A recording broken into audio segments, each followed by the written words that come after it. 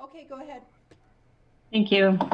Good afternoon. This is the HR Committee, April 27th, and I'd like to call this meeting to order, noting that all committee members are here. In addition, Randy Gutenberg, Brian Grabarski, and Steve Summers. I need approval of the agenda. So move. To approve. Second. And are there any public comments that were sent in, Randy? No, there were not. I'm just checking now and I do not see any. Okay. So, Brian, I guess it's up to you on the teacher compensation. Okay. Is it comfortable with we do the handbook part of the agenda? They're both listed on the agenda. Sure. And so I guess handbook wise, looking for just a little bit of feedback from the group. We certainly have some suggestions that have come via the work with different employee groups that are things that they would like to see clarified, added or edited within the handbooks, but also just some of the things that have occurred administratively throughout the year. And before I kind of begin doing some of that revision, I wanted to bring up at least the general subject to the committee to get a sense of Todd's here now. Get a sense from the committee of the items that are on there and make sure it's a direction we're comfortable heading in. In terms of the financial aspects of the handbook, some of that work was something that we did mid-year. We basically went through, stripped out all of the financial components to the handbook, separate from teacher compensation, and then took a look at that list and prioritized it.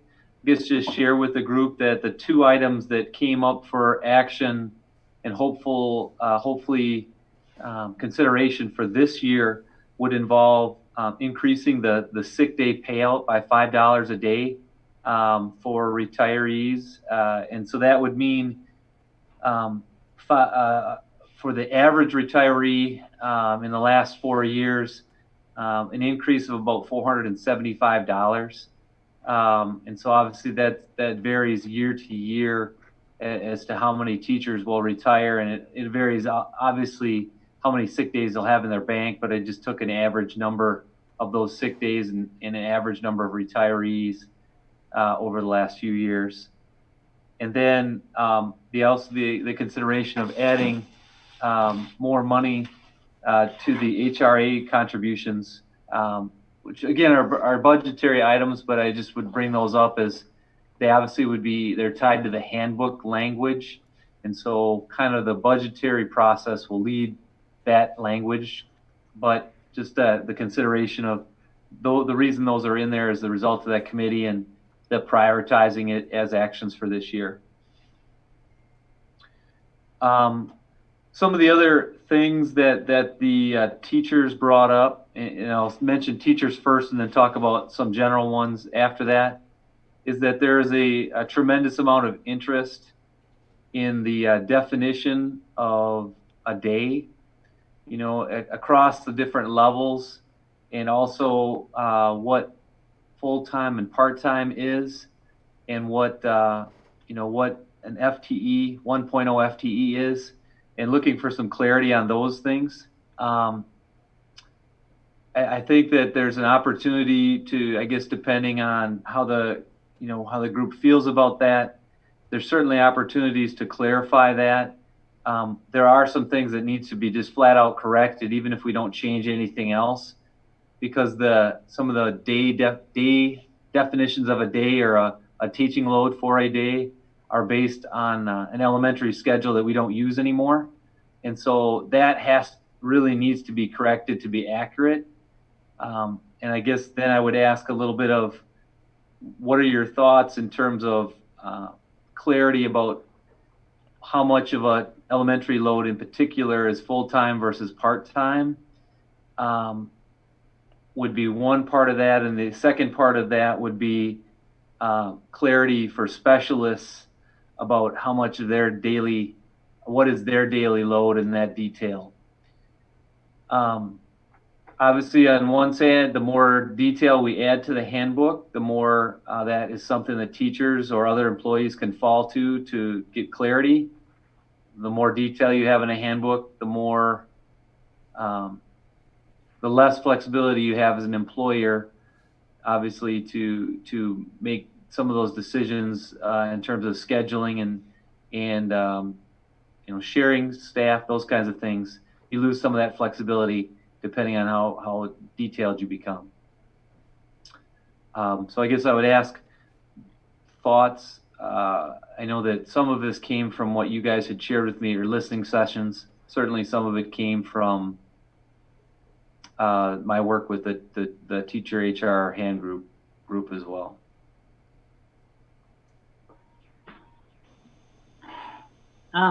So in the two financial items, Brian, I guess I would like to share that the $5 per day added on to the retirement group is something that we looked at. I was part of that group, and I guess the discussion around that was it hadn't been increased in, fully the last 10 years, probably quite a bit of time before that.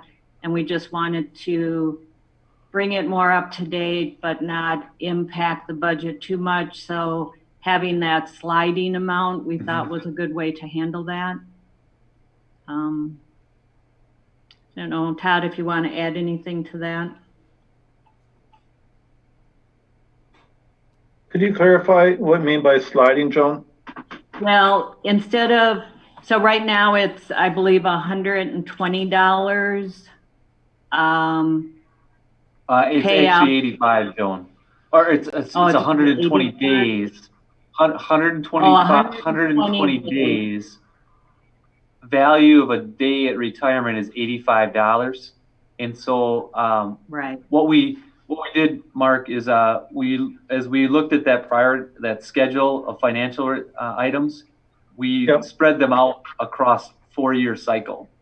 And so the idea around what Joan is referring to is that ideally we would look at that number each year in the next 4 years and increase it by $5 per year.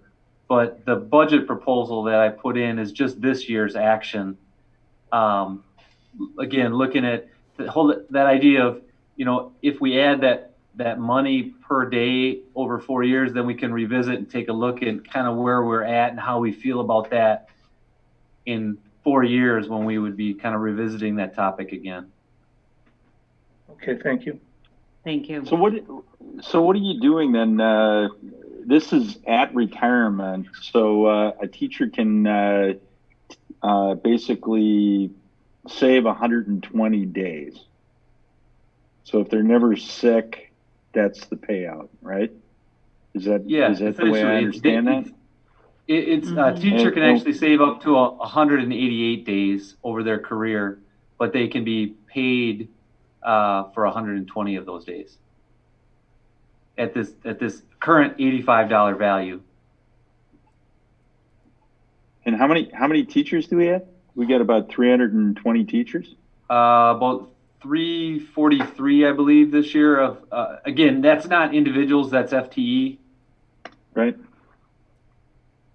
And this is at retirement, right, Brian? This is not paid out until they're eligible for retirement. So age 55,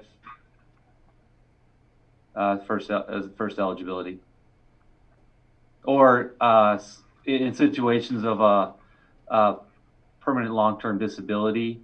There's that provision, that language that the board can consider retirement early at that time. Right. And this money is not paid to the teacher, Jack. It's paid into their Mid-America post-retirement account. Yeah.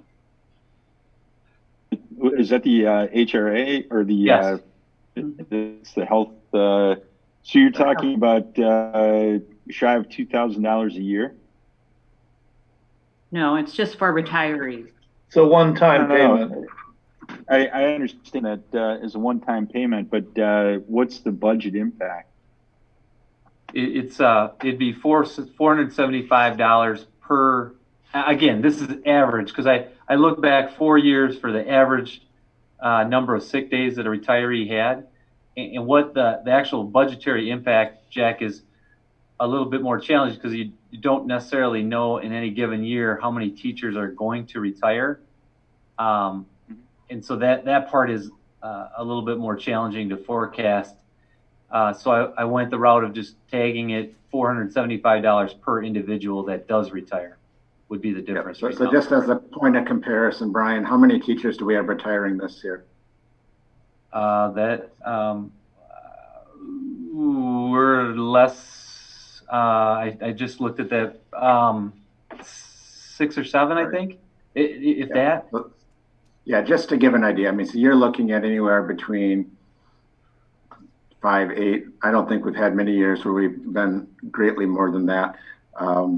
That's really what your impact is on an annualized basis. The 475 by however many people retire, and then those folks have had that level of bank within that level of accumulation of sick leaves within their bank. Brian, do you mind if I jump in for a minute? Sure. Couple of things I just want to share with this topic.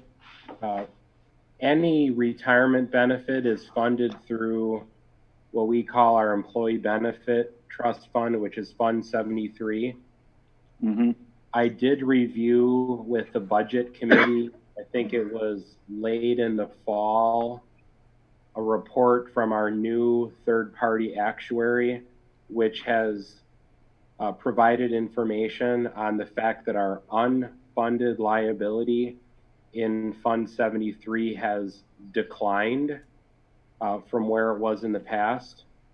One of the primary reasons for the decline is we continue on an annual basis to have more and more funds turned back over to the district from folks who resign based on the vesting requirements that we have in our HRA program.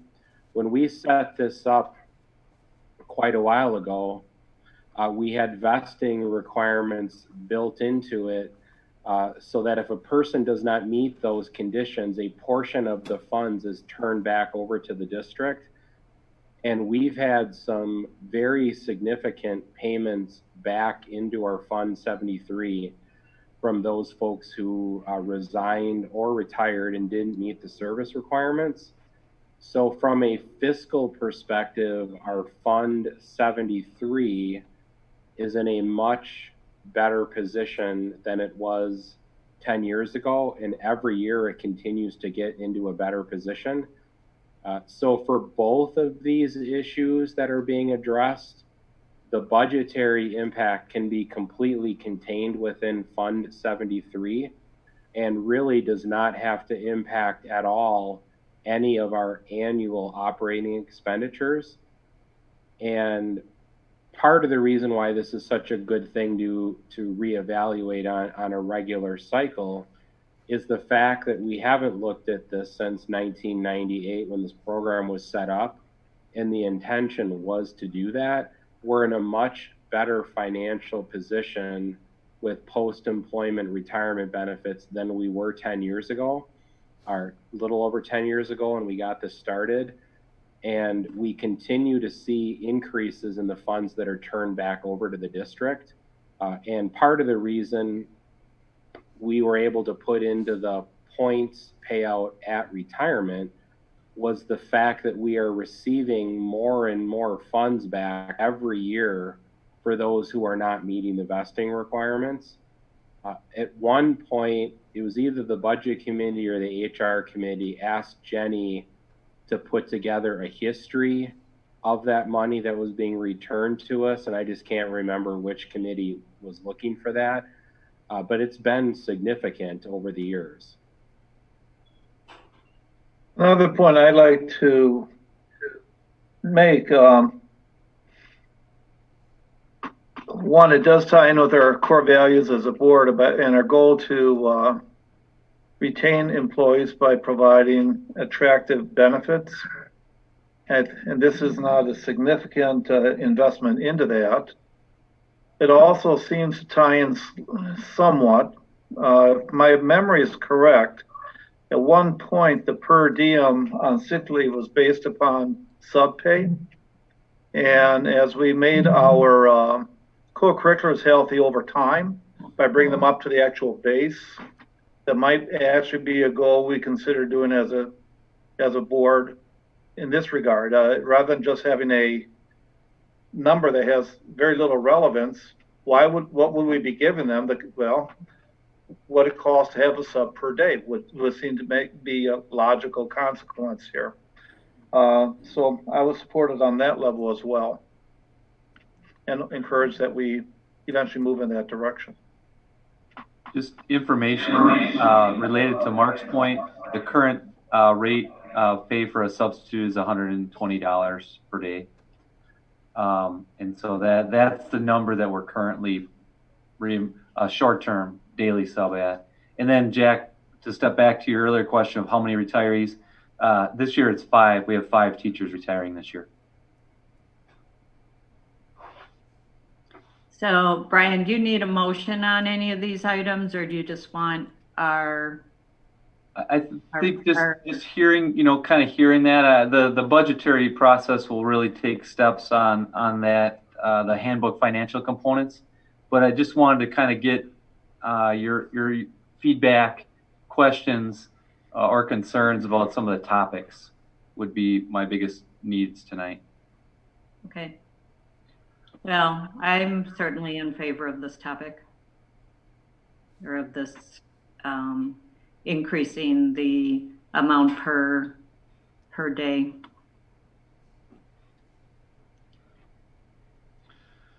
Along, again, a couple other areas that are probably more minor than that would be through that teacher group, the handbook group.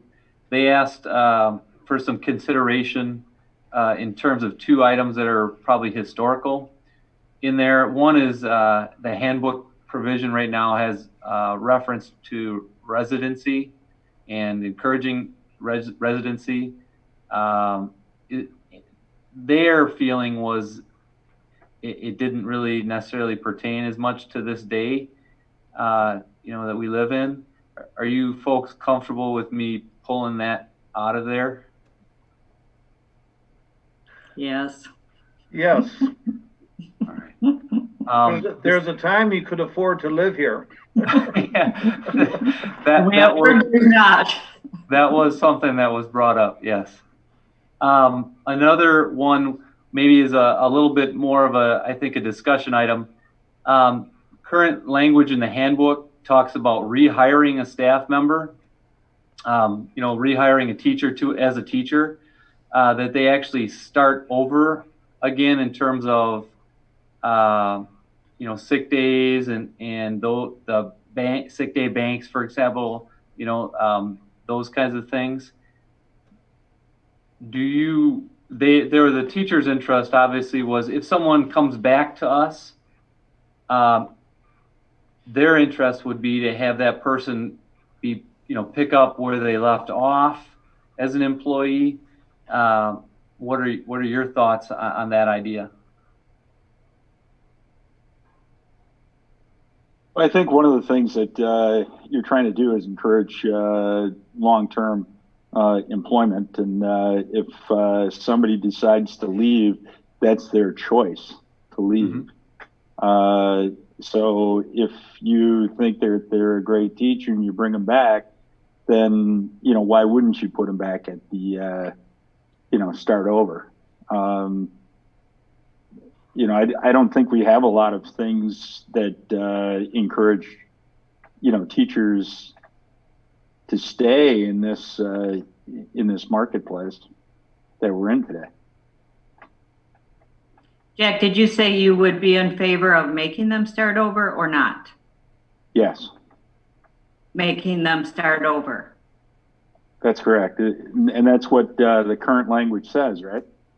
Yeah, yes. I guess I I would like to look at giving the administrator hiring that person the option of putting them more equal to where they left. There are so many different circumstances. There have been teachers in the past that have left to try administration in another district. They have left to, to try other options within the profession, and they have found that they want to come back to this district. And I recognize what they gave to the district, and I would like us to at least have the option to put them on the salary scale where they left, not necessarily at the beginning. Thank you, Joan. That's actually a good clarification. There would be really multiple components to that. Part of it obviously would be salary placement. The other part would be really related to like things such as a sick day bank. If someone left, or a vesting amount of time vesting towards retirement. Within the current language, someone starts, if you leave, you break employment with us, you start over again to get to the vesting point of when you're fully vested to get to the full benefit of your retirement, HRA, for example. That would be another aspect of this. Well, I think from a salary standpoint, you're gonna bring them in at the salary that's required to get a teacher in that area, right? Sure. So you're not going to start them at the base, the lowest level. I would assume you're going to bring them in with some type of experience, and we've got a range, so you can play with that. But I still think people make decisions, and one of the things we want to do is encourage longevity in our practice. And why wouldn't you start over if you came back?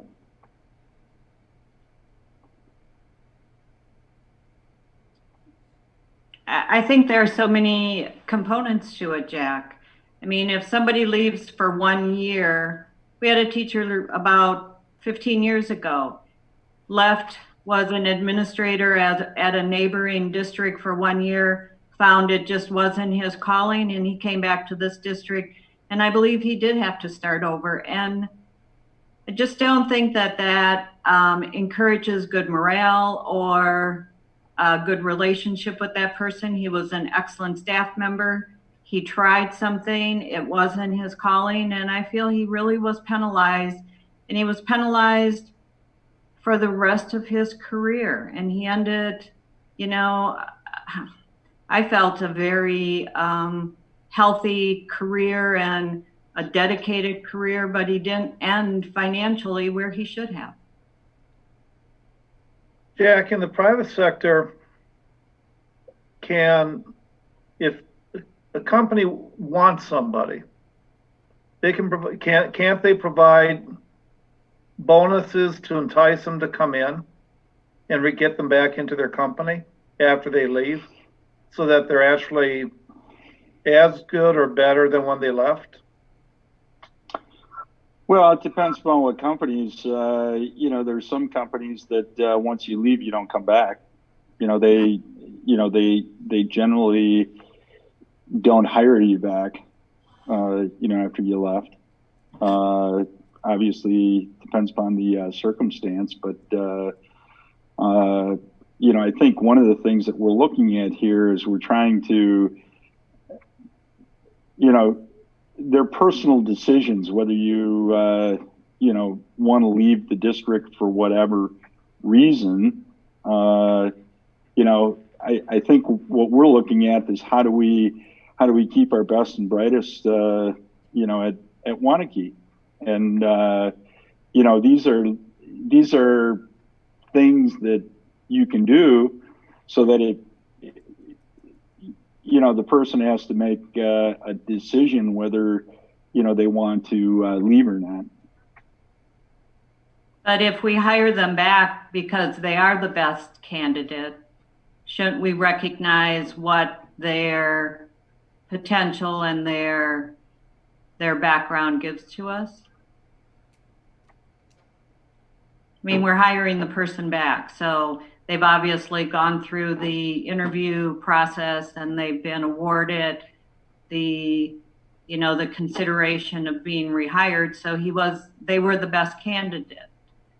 And now you look at where to place them on the salary schedule.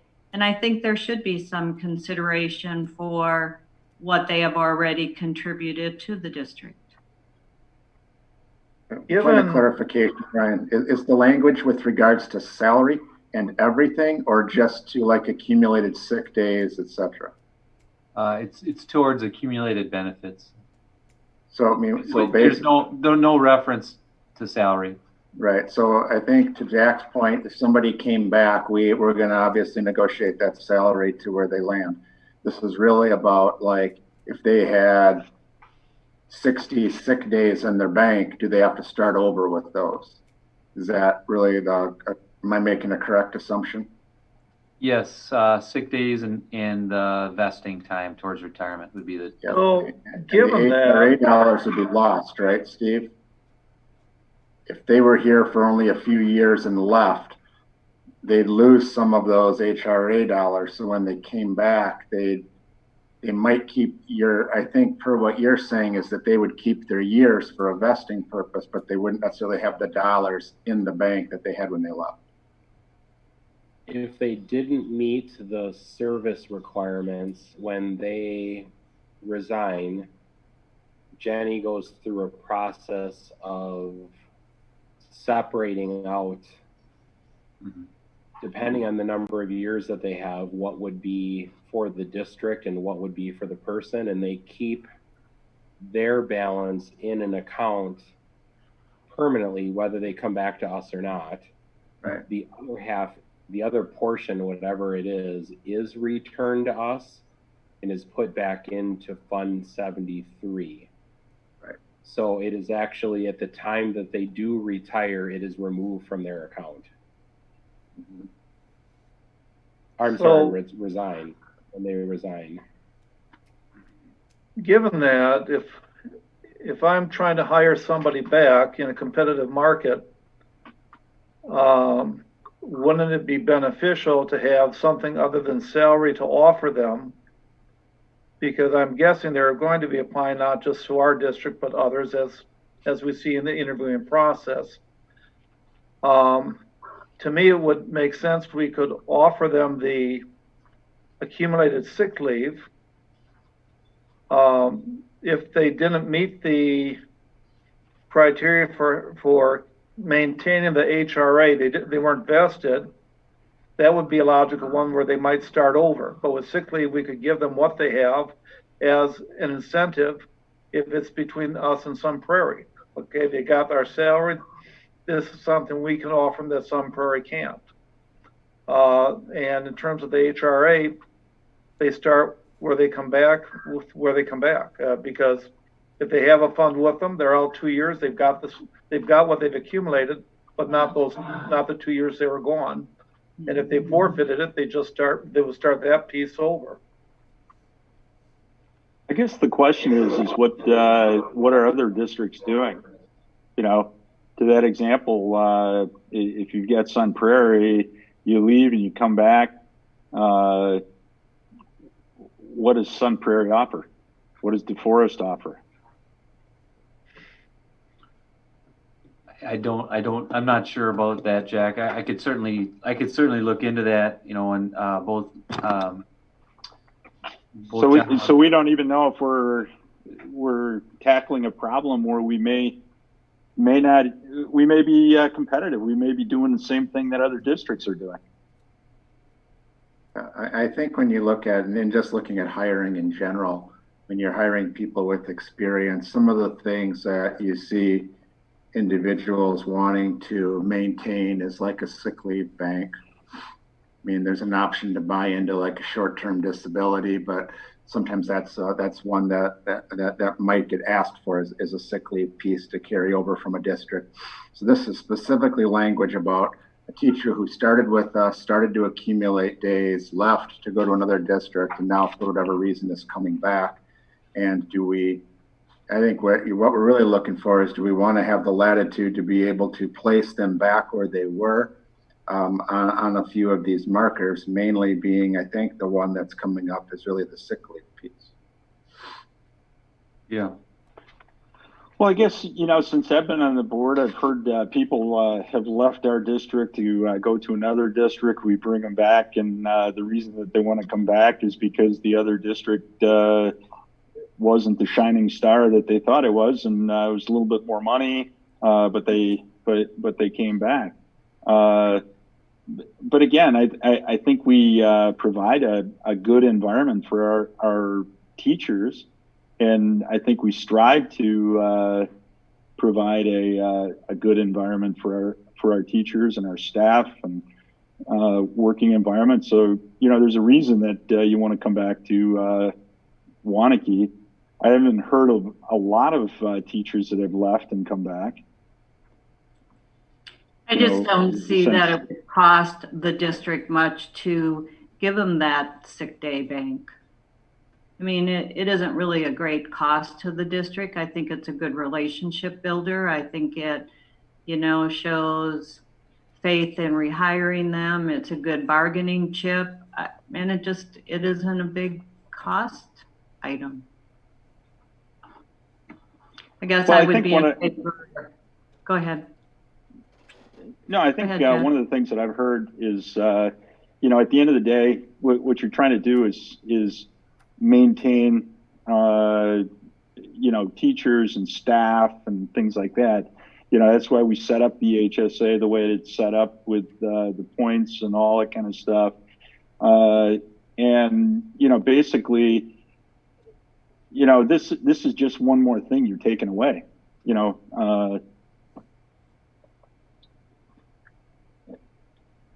Taking away? Well, I don't think you're taking it away. It just, there's choice. We all make choices. In the private industry, we go to different companies because you can get different experience or whatever. And here's the same thing. It's generally I would suspect that the reason that people are leaving is because of potentially pay. Different experience, climbing up the ladder. There's probably a multitude of reasons for leaving, and it comes down to a personal choice. And this is what we're doing. These are the rules everybody's playing by. So, I don't know. Are there any sick days? Are there any sick days given to individuals hired from another district that hadn't been in our district before? Do you ever award any extra sick days? We do. They have the option of getting up to 5 per semester, a total of 10, if they have a bank of at least that many when they come in.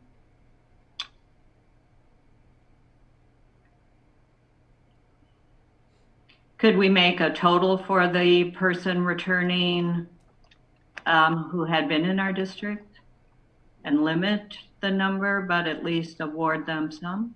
Sure. I think I can put together some sample language that certainly speaks to something like that. With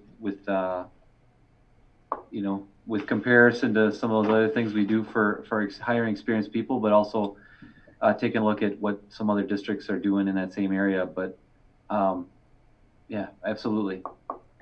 But I think coming back to Mark's comments about private industry, you get probably some professional days, but you don't bank 180 days of sick time in private industry.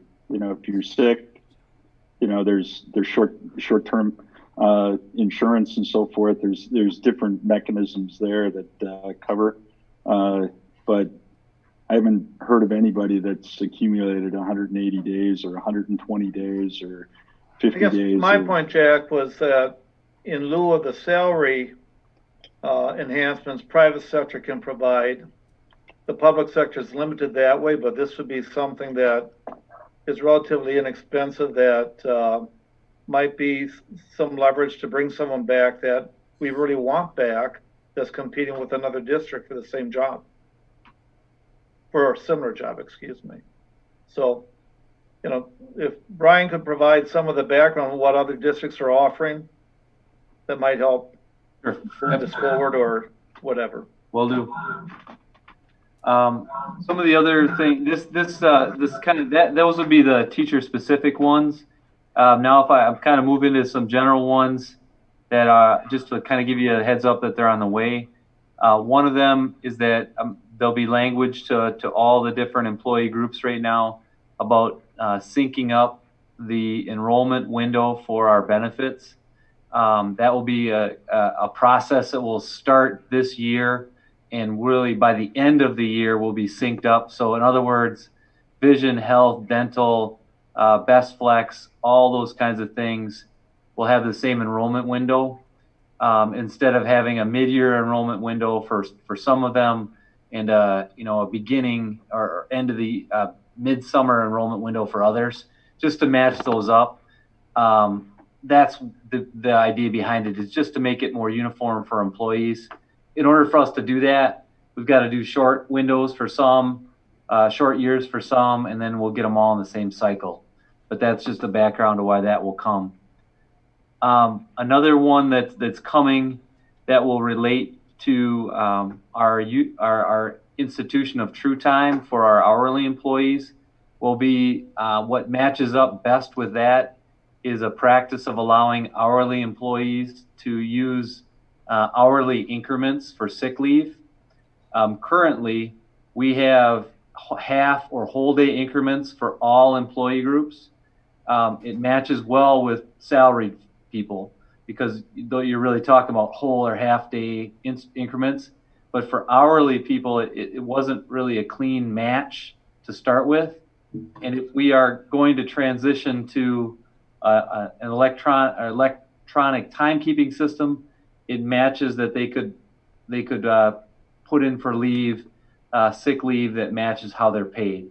And so that will be language that will go in. For some employee groups, it will go in before they actually are using it as part of true time, but it'll be I think it's an employee-friendly idea to start with, but it'll match up and mesh nicely with the pay and the way that we reconcile it at the back end at payroll.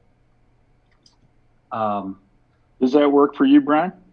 Yeah, it will permit us to do this all within the technology and not having to do anything by hand. The only minor sticking point that I think we could start to see, but it isn't as much of a sticking point when you think about the possibility of getting it's for substitute coverage. Frankly, we struggle mightily to have substitute coverage for any hourly employee anyways. And so to allow someone to request an hour or 2 hours of sick leave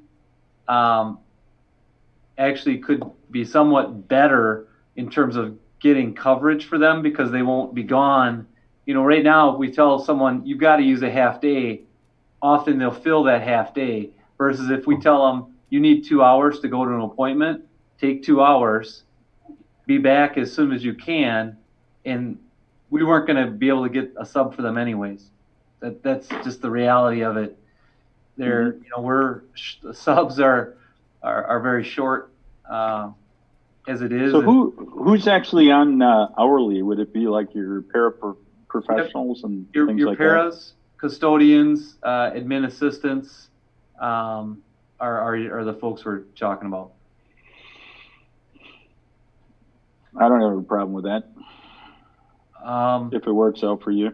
Yeah, it'll actually work out great for us, and it'll match up nicely. And so it was actually a not only something that they suggested as we were putting in our system parameters, but Amy, who does our sub work, and Tammy, who does our payroll, and communicate about who was gone when. Both agree that this is good stuff.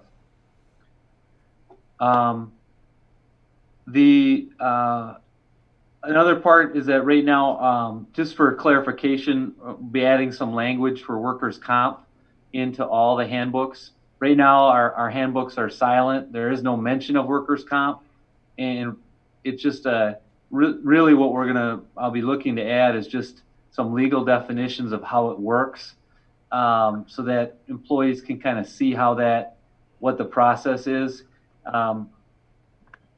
We had a number of folks that were involved in it this year, that had questions, and as I guess in talking with my team, they said that that's not unusual, but the fact that we just don't have anything is pretty unique. So that language is going to come it'll be kind of like FMLA in that we have clarifying language in there for them so that they understand how it works. The next two items are really question items, and one of them is wondering if you are comfortable with me creating some uniform language in terms of sick leave, unpaid leave, and personal days. Right now, of all of our six handbooks, there tends to be overlap, and it's not even consistent. Usually about 4 of the handbooks tend to match, and then there's 1 or 2 outliers. For example, sick leave, defining a family. One handbook leaves out in-law, parents-in-law, and all the other handbooks have it in. And so my thought is to make uniform language for what sick, definitions of what is sick day eligible, definitions of what is unpaid leave eligible. That really, it varies across the district in terms of eligibility for that, which it does. And so I'd like to just make those things uniform. And then right now, personal days, we have 1 employee group that is not allowed to roll their personal days over and have them turn from a personal day, if unused, into a sick day. And that's our custodial maintenance group. And I just like to make that uniform for all, so that you're not leveraging somebody into taking a day that maybe they didn't want to take, if you can have them stay on the job. Makes sense. This next one is a question. What some I've seen in a number of my workshops that I've been to back when they used to have workshops different places was that arrest, often there's some mention in a handbook of arrest and conviction, a duty of the employee to notify the employer if they've been arrested or convicted. It does not mean that we take any action on it necessarily, but it just lets them know that they need to tell us that something has happened, just so we can then review the situation with them, review against their handbooks or policies, and go from there. So that's a question. Right now we have nothing like that, but is that a direction you would like me to have something added in? So are you saying in our handbook we don't have anything, or we do? We do not have any language of that nature in there. Might be a good precaution. And that's really all it is. It's not because, for example, an arrest, that isn't something that you can take job action on anyways. But if we get, an employee notifies us, hey, I was arrested for something, it could lead us to have to get an earlier start on an investigation that we need to already undertake, as opposed to, hearing from it later, perhaps from a community member or law enforcement or something like that.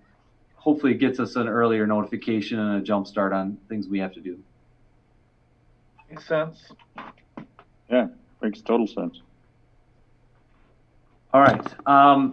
So, Todd, this is the part thanks for sitting through that whole part. I know you lived through it all once, but now I've got to do the teacher comp part, which is what I really want to bring folks in on.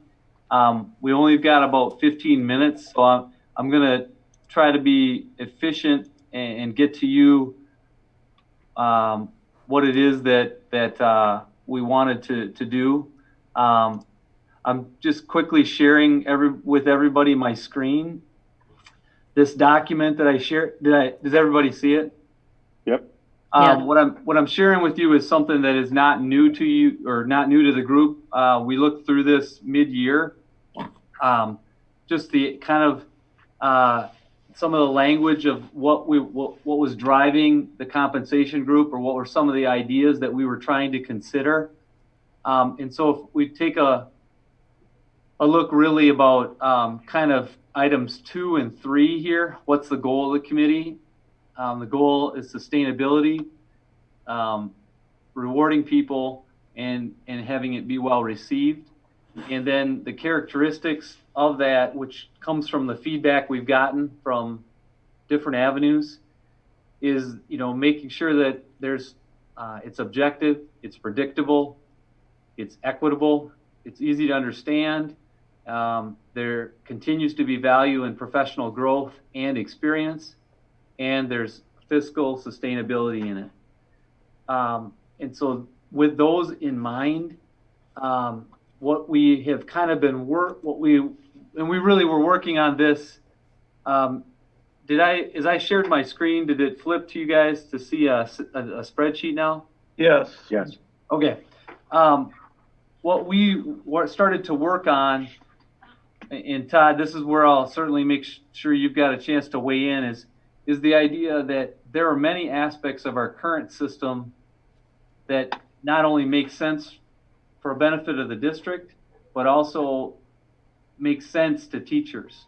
The idea of instead of scrapping the system totally and restarting, there was some things that we wanted to tweak or adjust and keep similar for familiarity purposes. And I share all this with you with the caveat that the eyes on this have been about 10 people. We have not gotten this out to the larger teacher group as a whole because of, in essence, COVID-19. And so as we were getting ready to share with you where we are now, COVID became a situation. This work was paused, and now we want to kind of start to revisit it. And so with getting your view of it, your thoughts of it, that will kind of give us what we will do next with a teacher, with the committee itself and the larger teacher group as a whole. That being said, I don't, and this is me talking, not the committee. I don't know of the feasibility of this work really making major progress or being put into place without a chance for us to be together with teaching staff. I think it's going to require two-way communication. It's going to require education. And right now, it's really hard to foresee how we would do that. But this is, again, so what are you looking at on this sheet? I'll focus. Does my mouse show up when I share it or no? Or is it just the screen itself? Yeah, No, it's there. Your mouse. Your Okay. mouse shows. Yeah. So if we look, and Todd, feel free to jump in at any point. What I wanted to show you is that what we were trying to do is keep some aspects of the system balanced and leave some flexibility in it as well. And so this bottom part of the chart, the spreadsheet, excuse me, is how we started to different attempts at how we started to balance between the value of an experience year, the value of a year of experience, and the value that a teacher could go out and achieve for professional development. And if you look at this lowest line, line 27, kind of this is one that it most closely matched a little bit of what, if we were to think of, if our system operated next year and we didn't want to have necessarily a bank of unpaid points, how could we make it, how could we put values on those two things, points and experience, and have room for CPI? And so, as I say that, here's what we're looking at. So the monetary value of a year of experience is $400. And that again would be A27. Okay, the development, the points that a teacher could go out and earn, the value of those points that they could go out and earn would be $750. If they did that, that would give us, when I say system raise, that would mean if the current FTE that we have would, assuming everybody worked to earn that, $394,887 would be the total amount of raises earned. And then if we look at the difference between the old system and new system, that just goes to shows you it with the current way that it works. Right now these two things would equal the value of this. Current system would equal a value of that, which means that there's a difference, right?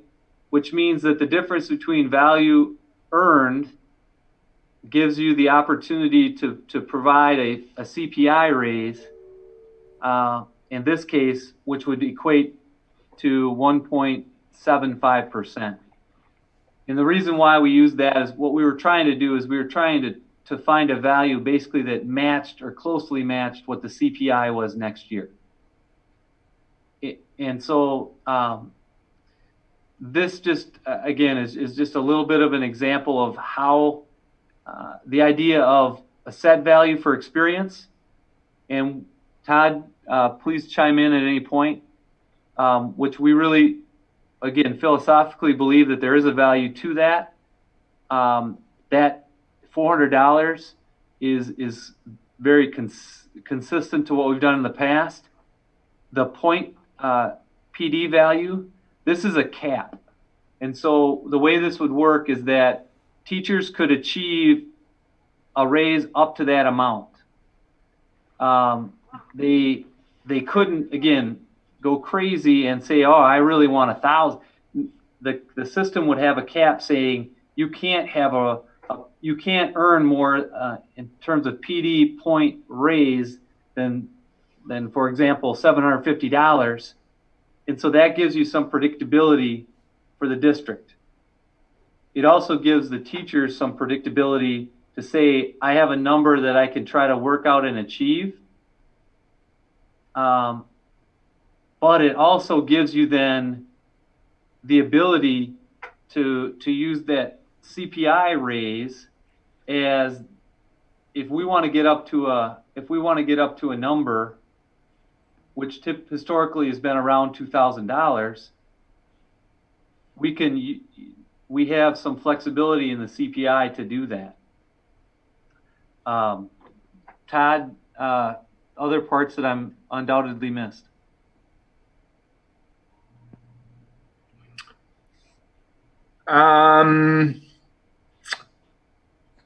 No, I was just going to chime in that that number was a cap number, but you did that. I would point out that if you did the math as far as figuring out points awarded for years of experience and use that in the current system, a teacher that would only accrue experience points and not any professional development points would be earning in essence $600 a year per year of experience. So anything below 600 is technically a discount from what the current system does.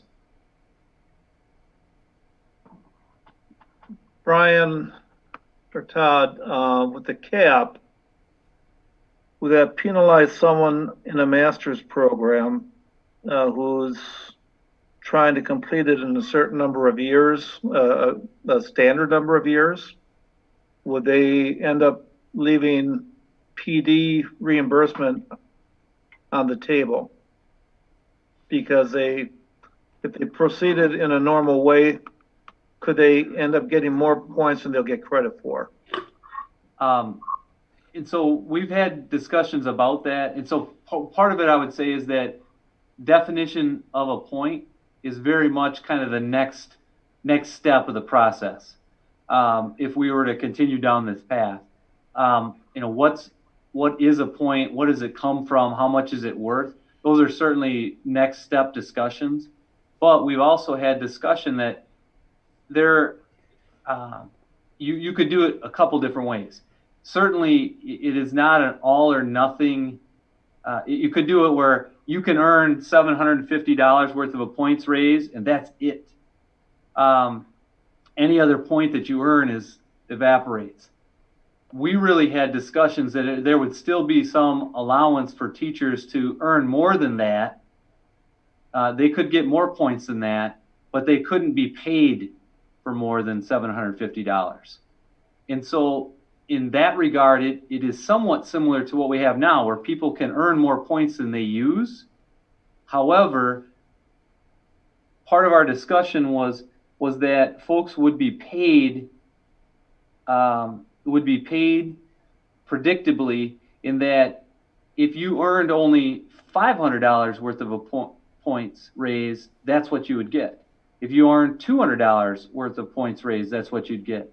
But you couldn't go more than 750, because I do think it does make sense for us to recognize that teachers, have good years and bad years, right?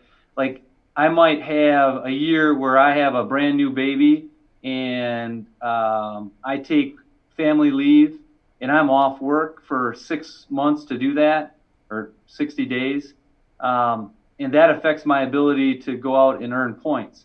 And so to say that we would never let anybody have a little bit of a cushion, I don't know that that's very employee friendly or necessarily great idea. But we also could cap and say, in any given year, you can't exceed the total payout by more than 200. I mean, you could do it. So Brian, if what I think I'm hearing, and correct me, is if 1 year I earned 1,200 points or 1,600 points, because I'm going after my master's degree, you can only get 750 this year, but then can they apply them for funding next year? They could. I mean, that was certainly part of the discussions we've had. We also, but like I said, that would be a similarity to what we currently do. We allow people to bank ahead. The operational difference, I would say, is that by telling folks ahead of time, you can get up to this many, and paying out variations from that, it operates a little bit differently than what we do now, which is we tell people now, you've got to go get the max, and in essence, we might or might not pay you that. And then, so if I only earn, so the max is 750 and I only earn 200 points, then I get $200. Yep.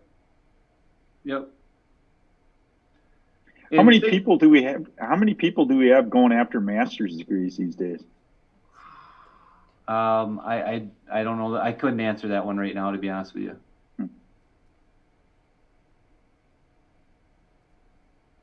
Jack, I can tell you that the conversation amongst teachers who do not have master's degrees and are looking at the program is really based on return on investment in terms of what they have to pay in to get that degree, as far as credits go and taking the coursework, and what is it going to amount to on the backside. And I think for most, unless they are pursuing a master's degree that's going to move them into an administrative position.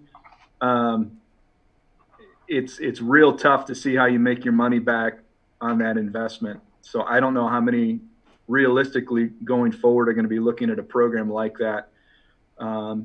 Anybody who's coming into the profession under PI 34 before they got rid of that was not looking at coursework as far as their professional development for the most part anyway. So it would have to be something that they just really wanted to pursue. And again, that most of the time means that they're looking at an admin position. Right. I Thanks for actually that respectfully clarification. disagree with that because you have a lot of specialists who do move in those directions or move into a specialist position. And I know some of the most vociferous comments I've heard at the listening sessions came from people who were not being paid for college courses in a fair way from their estimation from when they made the outlay to when they got compensated for it. And so that's, I mean, I think for the general, this has some real interesting possibilities. I would certainly hate to shackle someone who has the aspirations for advanced degrees and they end up shortchanged by this. I have one question for Brian or Todd. Is this system one for all? We don't have two groups anymore, the initial teacher and the veteran teacher. This is a one for all now. So the experience and the, so you've switched from points to dollars, correct? 400 is not 400 points, $400. Right. So you've kind of blended. The initial teacher had a greater number of points, dollars, and the experienced lesser. So you've kind of blended that, but it's one system for all. Yes. Okay. One part of this that we've also talked about and we were kind of beginning to investigate was maybe a little bit, Mark, I think related to what the concern you brought up, which was having an allowance within this at a 5, 10, 15 year, 5-year increments for teachers to be able to make an extra jump if their bank or cash in for more points if their bank permits it. And so if I'm a teacher that has gone out and gotten a master's and I have my bank is there, instead of having to wait and have it metered out over many years, I can know that perhaps at my 5-year anniversary with the district, I can ratchet up one more step. I can get another payout on that. And then it also speaks a little bit to reward for longevity, because then folks know that if I stick around to the 10-year after 5, I'm going to get another one of those opportunities. If I stick around for 15 after I get to the 10, I'm getting another one of those opportunities. And it also adds a little bit of flexibility in that if, like Todd is kind of saying, which I think is for many could be a reality, which is folks aren't going to go get their master's per se, but maybe they really believe in professional development and they don't want to leave the classroom. This gives them a chance to go out and be professionally develop themselves and cash in by staying with us a little bit longer. And so it's an incentive for people to stay in a classroom. It's incentive to people to stay with our district. It can maybe do two things that are positive. Hey, Brian, help me out here under experience. A23 there is 400, then you go to 600, you go to 700, 400, 400. What does that mean? So what those were, Jack, is basically those were all different runs. Oh, okay. All if you look at row 23, That is a raise, a guaranteed raise of $1,300. And then if you flip it all the way over to the CPI, that means the max that the CPI raise could be, would be a 1.4 or 1.5%. Row 24 would be a $1,500 raise. Row 25 is a different way to get to $1,500. 26 is $1,000. And so it we just left in there different mixes, if you would, of how we got to that. And Todd, this would be, if you could help me, part of the reason why we kind of landed on this 27 was just the feeling that an $1,150 raise is significant. It's a significant amount of money, but it's also a manageable amount of money that would permit, doesn't mean that that's the only amount of a raise that someone gets, but it's a predictable amount that we can be more, I hate to use the word guarantee, right? But we can more likely guarantee that, that's obviously the goal. We can guarantee that we can pay that out. We can afford that. And it allows for more money to be negotiated, but it gives some people some feeling of, hey, I've got a significant raise. I can count on it. And negotiations will give me something else. But, there's that a little bit of both. Ryan, I apologize for interrupting.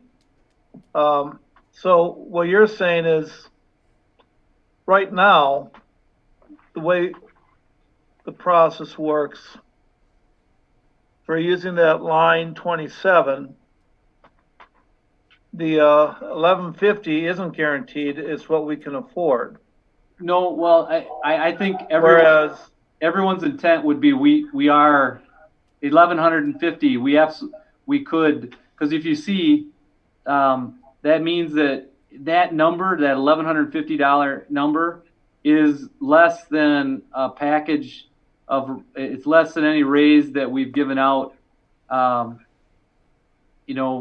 for quite some time, and so it would allow us to guarantee that and have staff know going in that they're going to get it, and then we negotiate CPI or fill CPI after that. All right. So whereas currently we sometimes, there's a potential for 1,500, but that's not guaranteed. Right. Whereas the CPI, I think, has pretty much been guaranteed every year. It's is that correct? Am I right? I would say that this is a different way to view it, is that this really guarantees the raise. And then you negotiate and a minimal CPI, not necessarily the maximal. Yeah. This is all good intentions and, it's good work, but what if CPI goes up to 5%? We're guaranteeing $1,150. Why wouldn't you you negotiate for 5 or 6 or 10%? Well, I agree. Why would anyone not try to negotiate for the highest percentage they can get? But I would. It is negotiations, and it doesn't. Right now, practice has been we pay out the max CPI. If the CPI would ever go up to 5-6%, I don't foresee that ever happening. But if it did, I think you'd have to. There is no unlimited pot of money, but what this is a guarantee of professional development and experience. We're guaranteeing that. We're still going to negotiate CPI. In that case, it would have to be a true negotiations, perhaps. Likely. From a district perspective, does this the bottom line ensure a sufficient amount of PD that satisfies what the district would hope all teachers would be doing? And so is it enough incentive that, boom, what we would like our staff to do professionally is going to be met? And Todd, correct me if I'm wrong on this one, but this build-in that we have right here would be about Is that about 30 hours? Is that about 30 hours worth of professional development? Does that sound right? It would depend on things that we hadn't finished discussing, Yeah, which correct. would be points per hour of PD. Yeah. If it was current value, I think it's about 30 hours. If I'm right, I'm trying to fly off the seat of my pants on this one. Thank you. 50. I've got a document that has that information in it. I don't have it at my fingertips though.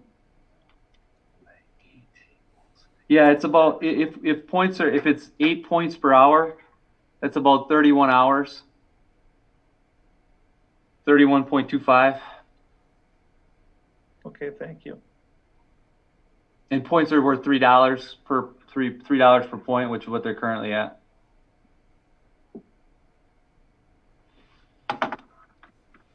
Yeah, that's one of the things that we didn't get to that we were working towards was what is a reasonable expectation of PD over the course of a year.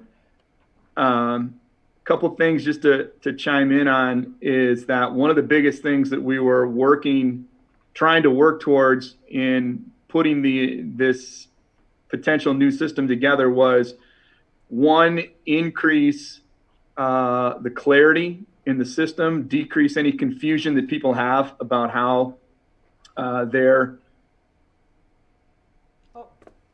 What happened?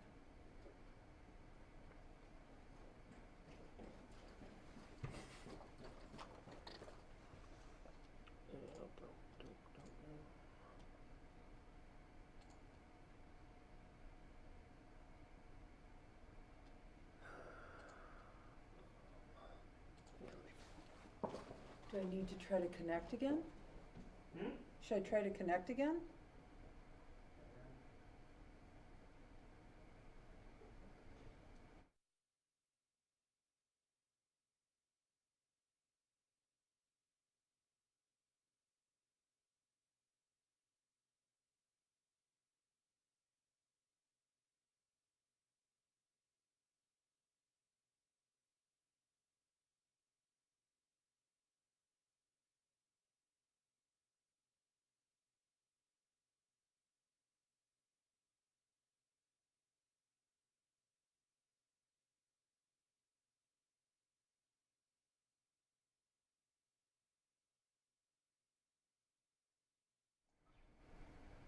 Just waiting for everybody to get back here.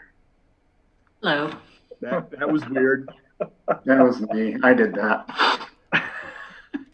You guys had Taylor scrambling over here. Sorry, that was me. That was all on me. We thought you thought the meeting was running long and you just shut it No, I have another computer, so I was just gonna start the other one. You can't do two at the same time, so. No, Did the audio cut out before I swore? Because No, that was I all hear you, on me. Claire. I apologize. I did text our other participants in our budget committee meeting, which was to start at 5 o'clock. So hopefully they've seen the text.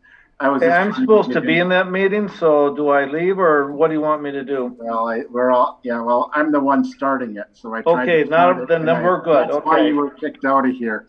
Apologies. So go ahead, Brian. I'll let you finish, then we can move on to our other meeting.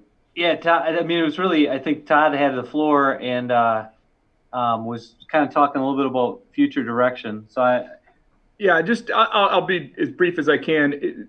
What we're trying to achieve is more clarity to the system and a system that the teachers can feel confident in is always going to be what it is. One of the biggest frustrations right now is that on paper, a $1,500 raise, which appears to be what the program isn't always going to be paid out. And that's been borne out in the surveys that we've done and in the reactions to the different years of salary increase, where there's been greater satisfaction with actually a lower salary increase and a full $1,500 step, as opposed to a $900 step and a greater CPI. And so that's what we've been shooting for. And we asked Brian to go back to the board and come back to us with a grand total number that people felt comfortable with. And that's how we kind of put those numbers together to try and shoot for somewhere around that $2,000 per year. And I think that's all I had to say. So. Well, I appreciate, Todd. I think a question at HR always has been, do we pay out full points or pay out full CPI? You know, where do we go? And we've never had much clarity, and I appreciate the group making it a little clearer that they want the security of a guarantee, if we can guarantee something, and then negotiate the CPI. Yeah, and Joan, you and I've had that conversation about how I view CPI being basically, even though it's not exactly the same, cost of living, and anything that is CPI increase, as far as I'm concerned, basically keeps you on the same point going forward as, you know, costs of materials and goods continue to escalate. Yes.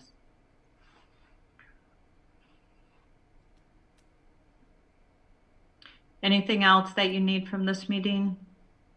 I mean, I guess just if I'm listening to comments and hearing, I mean, I think that if you folks are feeling we're on the right path, and comfortable with us keeping that movement going, and Definitely. I think a big part of our committee is really talking about how we get the feedback from the teaching staff as a whole, and how we can get them to understand what we're trying to build and how we're trying to, you know, how it would work and how it would work for them. Those are answers I don't know that any of us have yet, but it's certainly something that we're gonna talk as a group and try to figure those things out and keep working down and adding some clarity along the way and getting feedback from the teachers. We just wanted to make sure we weren't headed down a path that you guys are like, we're not comfortable and it doesn't make any sense. So that we're going to keep working to add clarity, get feedback, and keep everybody in the loop. Sounds good. Motion to adjourn. So move. So moved. Great. Thank you, everybody. Thank you. Thank you, Randy. I need a Thanks, 2-minute Todd. break, Randy.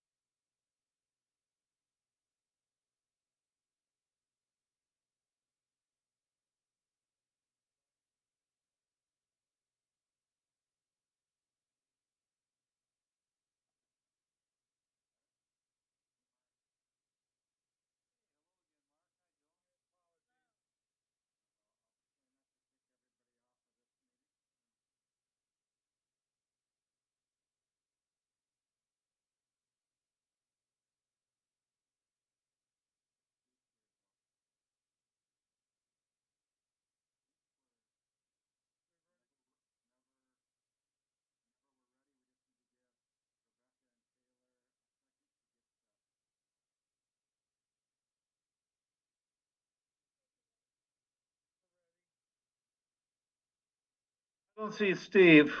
Yep, he's on. He's sitting in a very I dark think he is. room. Steve, are you on? I'm here. Yeah, my All right. video is off right now because it's really glitching up on my Chromebook, but All right. I'm here. And I saw Aaron at one time. Is Aaron still there? Yes, I am. I just don't have video running. All right, it's going. Okay, I'd like to call this meeting to order on Monday, April 27th. All members are present. So can we have an approval of the agenda? I would move to approve the agenda, and I think Rebecca wanted us to mention that this is the budget committee meeting for the school board. Thank you.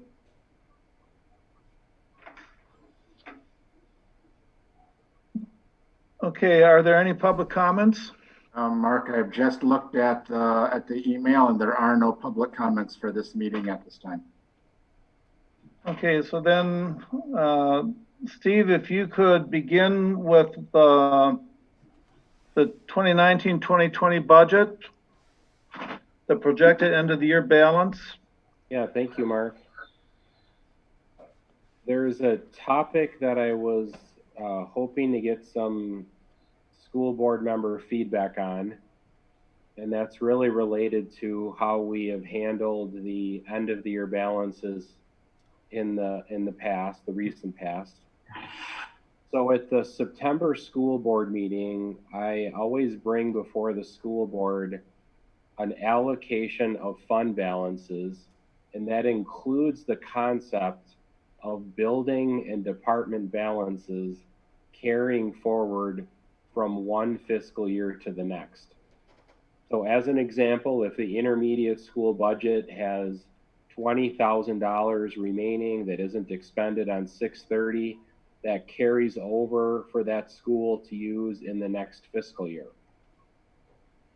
Why I'm bringing this topic up is the end of the year balance and where we are at financially as a district depends on how we are going to approach that topic for 1920.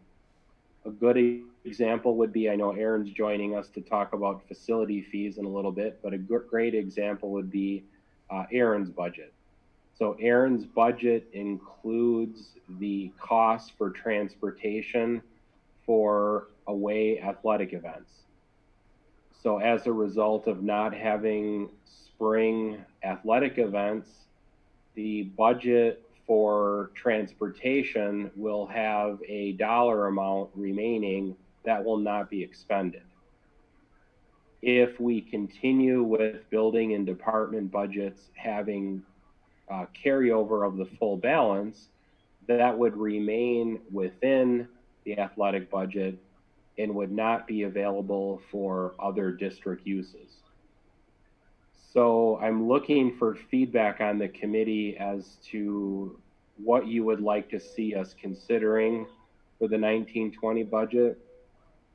The options really range from continuing to do what we've been doing in recent years, and whatever the balances are carried over to that building and department, to the other extreme, which would be we're not going to carry over any balances for the 1920 school year, and any remaining building or department funds are going to be considered district funds.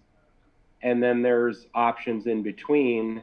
An example of that might be all transportation funds are returned to the district, but supply budgets, equipment budgets, etc., can carry over from one year to the next. So I'm looking for feedback from the board members as to your thoughts regarding this topic.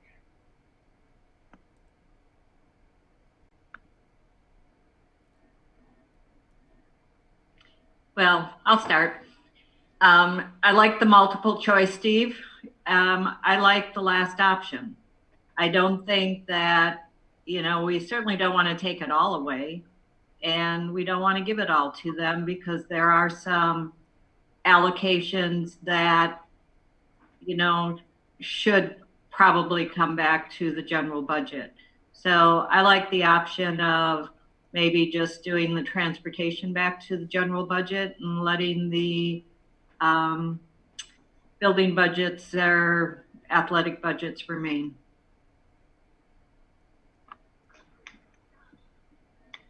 I guess I'm going to politely disagree. I think if there's a way to reasonably project what the savings were due to not having the school open, that should revert back to the general budget, because we can use that to cover the food service that we did, which is actually at a negative. So if we can at least balance that part out, so we're not taking from something else to keep up with food service, it would seem that that's a reasonable option, especially when you're looking at a lot of activities didn't happen that were supposed to happen. Although I will say that probably the busing was the majority of it. I would tend to side with that.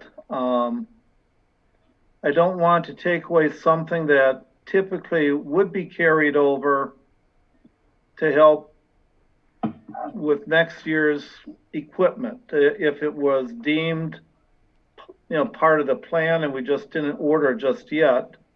But if it's something that, because the event wasn't held and so there wasn't a need, I would think that should be turned over into the Fund 10, whether it's energy savings, transportation, equipment, what have you.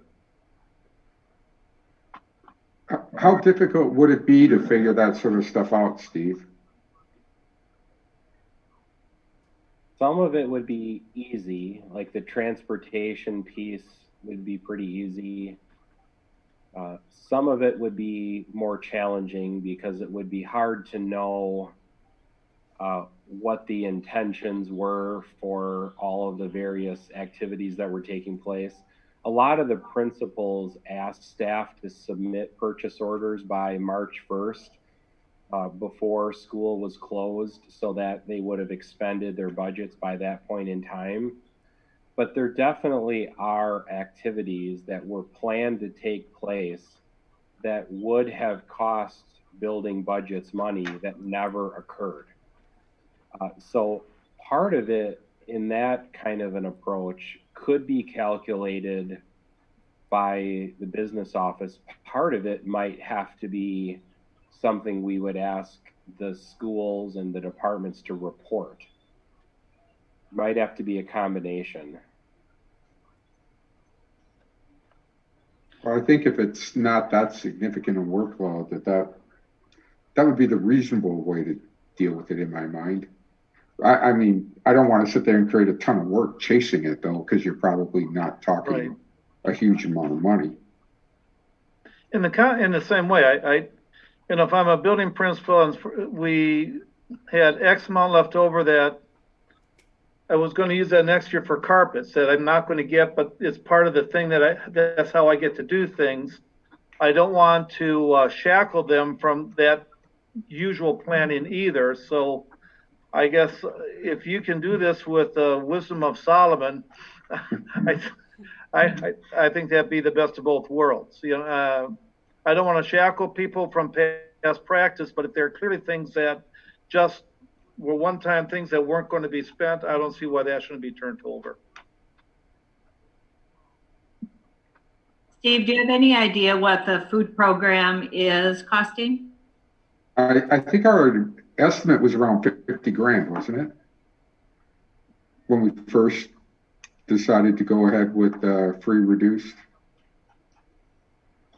The total scope of the food plan has the potential to be, I'll call it 150 to 200,000 because of the fact that the staff is being kept whole as well. Dave, I think what you're referring to was the actual continuation of meals. Oh, the meal cost, yeah.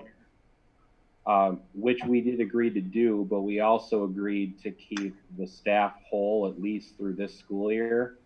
The good news is that so far we have been primarily utilizing food we already had purchased and had stored.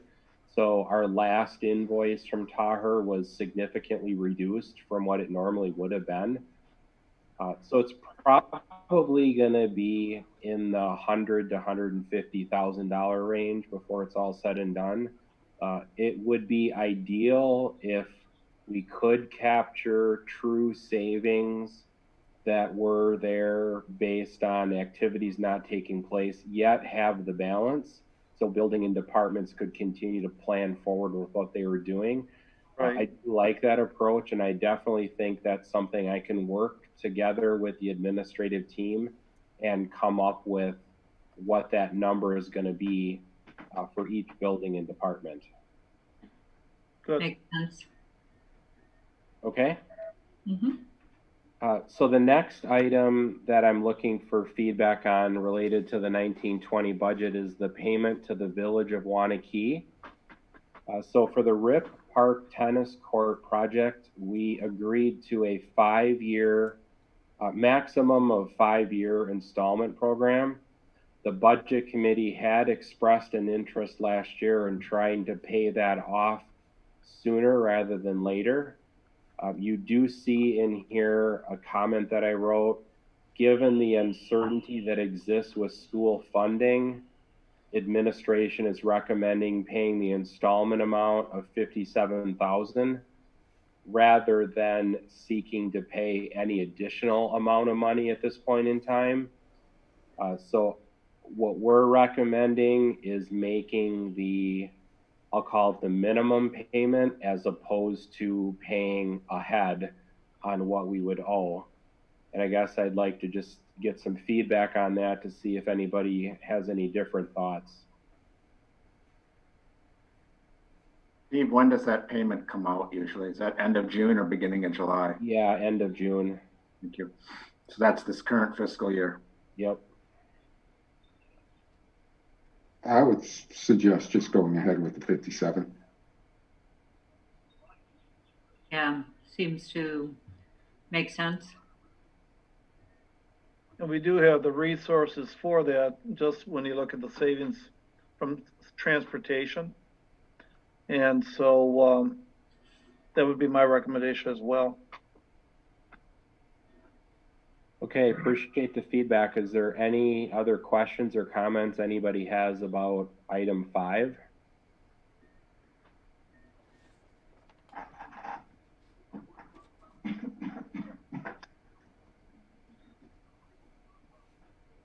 If not, I'll jump down to item 6. I want to just begin item 6 by, if everybody could just also have available or open up in a different tab the first draft of the budget, which is a 23-page document. We're not going to go through that. I just want to cover just a couple key pieces on there. You want that open on the screen, Steve? Sure, you could. So it's the first tab, the one that says 2021 first draft PDF? Yes, please. All right, let me look for that quick.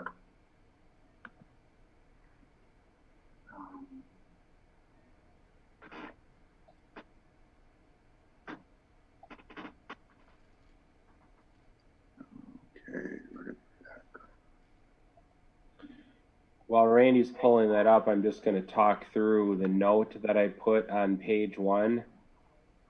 What I put on page 1 is a statement that says the first draft of the budget is based on the 2019-2021 state budget. Any changes to school funding as a result of COVID-19 are not reflected in this draft. So I want to share some information that Randy and I learned last week that's certainly pertinent to the planning process. The current estimate for the deficit for the state of Wisconsin's budget is $2 billion.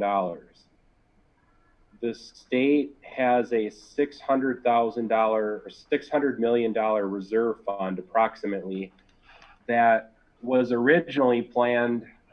There was a session called in January to come up with a plan to spend that money that did not reach full approval. So the state has that money.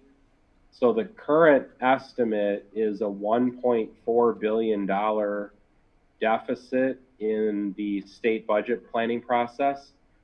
There's a lot of unknowns. One of those unknowns is whether the federal government is going to pass an additional stimulus package that provides funds to state governments.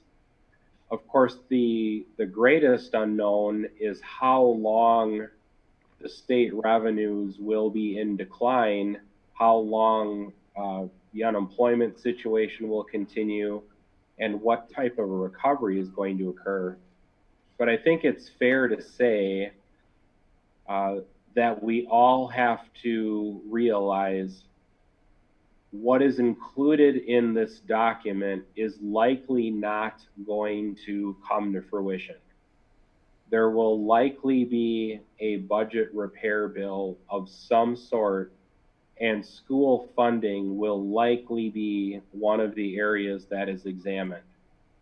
The reason why I say that is there's a pretty significant investment in school funding in the second year of the state budget. Two main sources. Equalization aid has an almost $300 million increase, and then special education categorical aid has a similar increase, and there's significant new money in the second year of the state budget going into the schools. That will be a very easy way for the state to close the gap in its current budget deficit if needed. So I think we just have to keep in mind that those red sentences that I have on page 1, which is that what you see in front of you is based on what we know today, and it is very likely to change. Does that make sense? I think we're good. Okay, then I'm going to just talk for a couple minutes about, at a high level, some of the major pieces that are included in the first draft of the budget. This was information that was included in the notes for your review. There's two major increases in revenues. There's a $179 per student increase in the revenue limit formula. The revenue limit formula is comprised of increases in the state equalization aid formula, as well as the local property tax levy. Because of the fact that there was a planned almost $300 million increase in the equalization aid formula, you actually see in this document a planned decrease in the property tax levy because of the investment in the equalization aid formula. Second piece is the increase in funding in the state special education categorical aid. The second year of the biennium pushed the funding up to an estimated 30%, which was a very significant increase in state special education categorical aid. On the expenditure side, a couple of major components that we will talk more about. The first one is there's an increase in FTE of 9.77, which is outlined on page 12 of the document. That then leaves an increase in the personnel line with a salary increase of 2.85%. I'll jump back to the salary increase later as a different agenda item, and we'll also talk about the FTE increase. But at a very, very high level, those items that I outlined in the agenda notes under the first draft of the budget really paint the picture for what that first draft looks like. With that investment of the 9.77 FTE, and the corresponding investment in the salary increases, which is on line 3 of the notes, that is the highest level overview I can provide. But I'm going to ask Randy just to scroll ahead for a moment to the page that includes the property tax information. So you can keep going, Randy, to the property tax summary. Just a little bit further right there. So one of the things that you notice on this page is a reduction in the property tax levy. That's not because we have a reduction in funding for schools. It's because the increase in state equalization aid is estimated to be larger than the $179 per student increase that is being provided through the revenue limit formula. So it would have been a positive picture to the district taxpayers if the current funding levels were to continue. One of the things that might be interesting to watch is what happens if the almost $300 million in state equalization aid is removed, but the revenue limit increase of 179 remains, which shifts the funding from the state level to the local property tax level instead. So that's just a possible scenario that's worth keeping our eye on, is will the revenue limit amount change in proportion to a change in the state equalization aid formula? And then Randy, do you want to scroll to the page that has the additional staffing?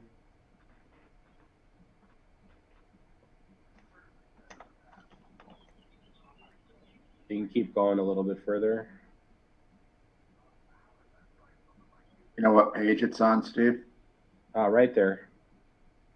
So the page Randy has right now outlines the additional positions that we have listed in the first draft of the budget. If we can go back to the meeting that we had prior, Randy requested approval of moving forward with postings and then coming back at this meeting to talk about the big picture as far as how this fits in to the first draft of the budget. So you see those positions listed on this page.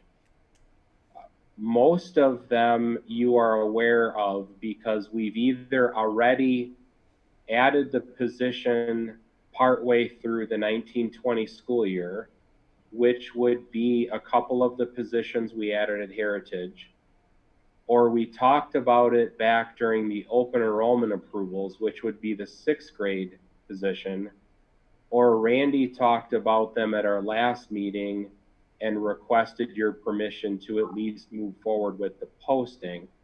So you're familiar with what's on the page. It's just now seeing it all kind of put together for the first time. Randy, do you have anything to add? Yeah, I'd just like to go through a few of them and explain what's there on a few of the items. There's a few places that I've asked Steve to just put in a line marker for an item. You can see that there's either no dollars associated with it or it's blank. And then there's a few other things that are yet to be determined I just want to talk about for a second. Starting off at Heritage, when you take a look at our needs across the district, the 2nd and the 4th grade are areas of growth for us. So as Dean and at Prairie and Dan at Heritage reviewed really where the growth is happening and where they projected those sections to be held, it is decided for them to be at Heritage. The 3rd grade position that we've posted right now at Heritage is one that is specific to really the needs of some students that are moving from 2nd grade to 3rd grade for next year. So that's an issue of just trying to lower some class sizes. The assistant principal position is one that I again don't have any dollars with. I do have a few items in here that are really part of kind of that long range vision I've talked to the board about, with some things with structuring for administration moving forward as we grow. that is definitely a position that I see as a need for us as we continue to grow and have needs at Heritage Elementary, very similar to how we added an assistant principal at Prairie in the past. You can see we don't have any additions at Arboretum for this coming year. Intermediate school, this is a combination of, you saw this during the open enrollment time period when we looked at how many sections we would have of grade levels. This is a factor of growth and also some student needs with regards to the 6th grade positions. Middle school does not have any additional sections for next year. And the high school, this is a function of some growth, some trying to reduce some of those class sizes that were over 30 students, and Brian trying to work with just trying to level some of those off. And then also just some, as we went through scheduling, what some of our needs were. Special education, these are the two that Steve was discussing when we added a social worker this year to help out with some of the needs at Heritage. That was actually a Prairie position. So that's why it shows up as Prairie, because we moved Montegene over to Heritage. And then the special ed position was one, as we've had some students in that population of special education students grow, needing some additional assistance. So that's a carryover into next year for us to include into the budget. Shared staffing is just really what we have between buildings that are sharing staff, mainly for our specialist positions. And at the bottom there, you again, the communication specialist you approved during the last budget cycle. We had approved it as something to post and hire the second part of this school year. Brian Grabarski and I have had it posted. We have applicants. And then with some of the other administrative hires we needed to do, we put this on hold to do at a later time. And then COVID-19 hit. Right now, I've honestly just put it in here as a marker that it's slated and is approved by the board. It's not one that I'm filling at the moment because I want to have some discussions of whether we move ahead with this or we place those dollars into some other needs across the district, particularly given that we have a very, very tight budget going into the next year with many unknowns. Another piece with regards to some of the administrative aspects is really just trying to look at our curriculum and instruction department. And right now we have a director, assistant director, and really moving that to one director focusing on elementary and one on the secondary level. There's some dollars that are associated with that just to align those. But again, I haven't added any funds to this. It's really more as a placeholder for future discussion. And then, and I think at a subsequent page, you can see all the budget requests that we had for this budget cycle. One thing that I did differently during this budget process with our budget administrators is I asked them to look at this from a visionary standpoint, not just from one year to the next, but to look out 3-5 years. What are some things that you see as needs so we can plan accordingly? That's why you see the extensive list of budget requests that are much more prevalent than what you've seen in previous years, because those are really projections to spark discussion as far as where we're going as a district and to be able to articulate some of the needs from a visionary standpoint. There are a few items that I need to go back and review to see which ones we may need to consider as we go into either this draft of the budget or a subsequent draft. But that's why I left this as a to be determined. Some of these items I think were pieces that, as we've talked about referendum, if there was a point in time where we would do that, there's definitely some requests that I think make sense for us to be able to move programs forward, particularly as you just look at annualized budgets for school districts. There hasn't been a lot of dollars, even in a growing district like Waunakee, to really add and continue to expand programs. So that's kind of an outline of really where all of those come from that add up to the 9.77. So it's a combination of growth needs and also carryover for some things that we did this year. Randy, some of the smaller ETF, the 0.17.1, are they making a current teacher full-time? Are they Are they standalone positions or adding on to somebody's contract? I'll let Brian Grabarski answer that, but I think that they're just add-ons to an existing teacher. Is that right, Brian? Joan, it would be easier. Which ones in particular? Because I could probably really dial it in that way. There's a high school English that is 0.17.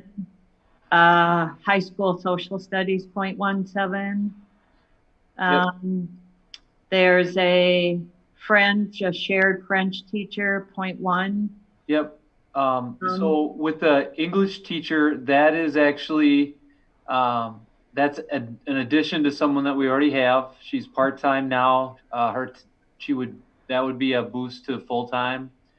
The social studies position actually is a new person because this year we only needed that person. We had basically it was a half-time person, but all of his sections were second semester. So we hired him second semester only. They've now distributed those out between the 2 semesters, plus a little bit more.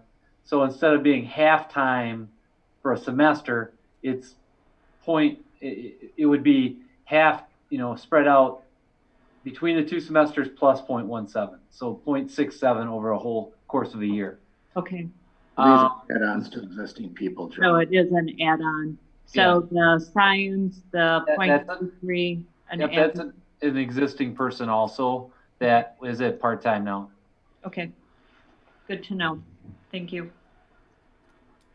Any other questions about that list?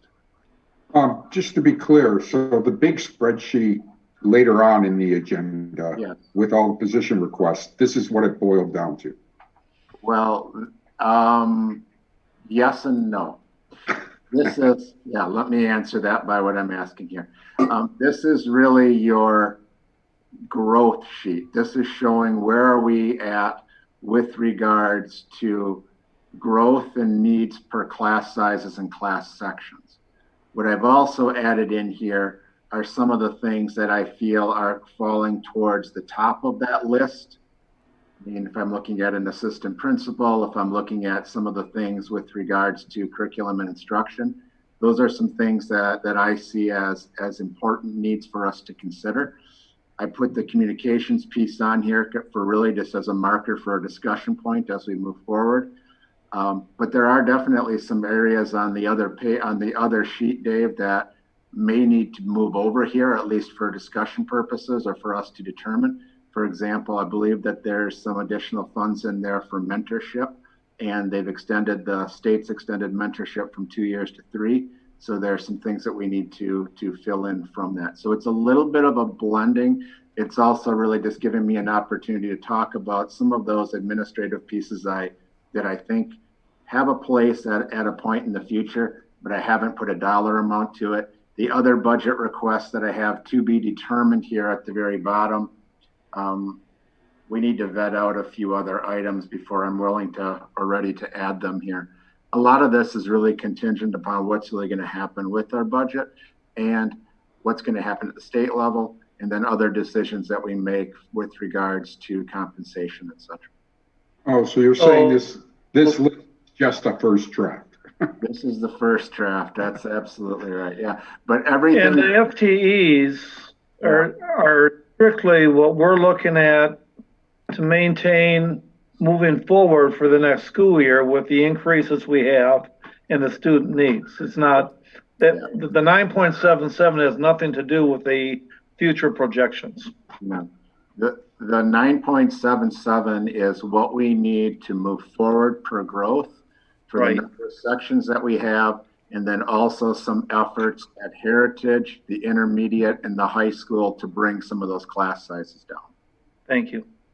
So to clarify Dave's question, this really does not include any of the items from the other page other than me placing some of the administrative markers in here for discussion points. The FTE is strictly built off of our growth numbers.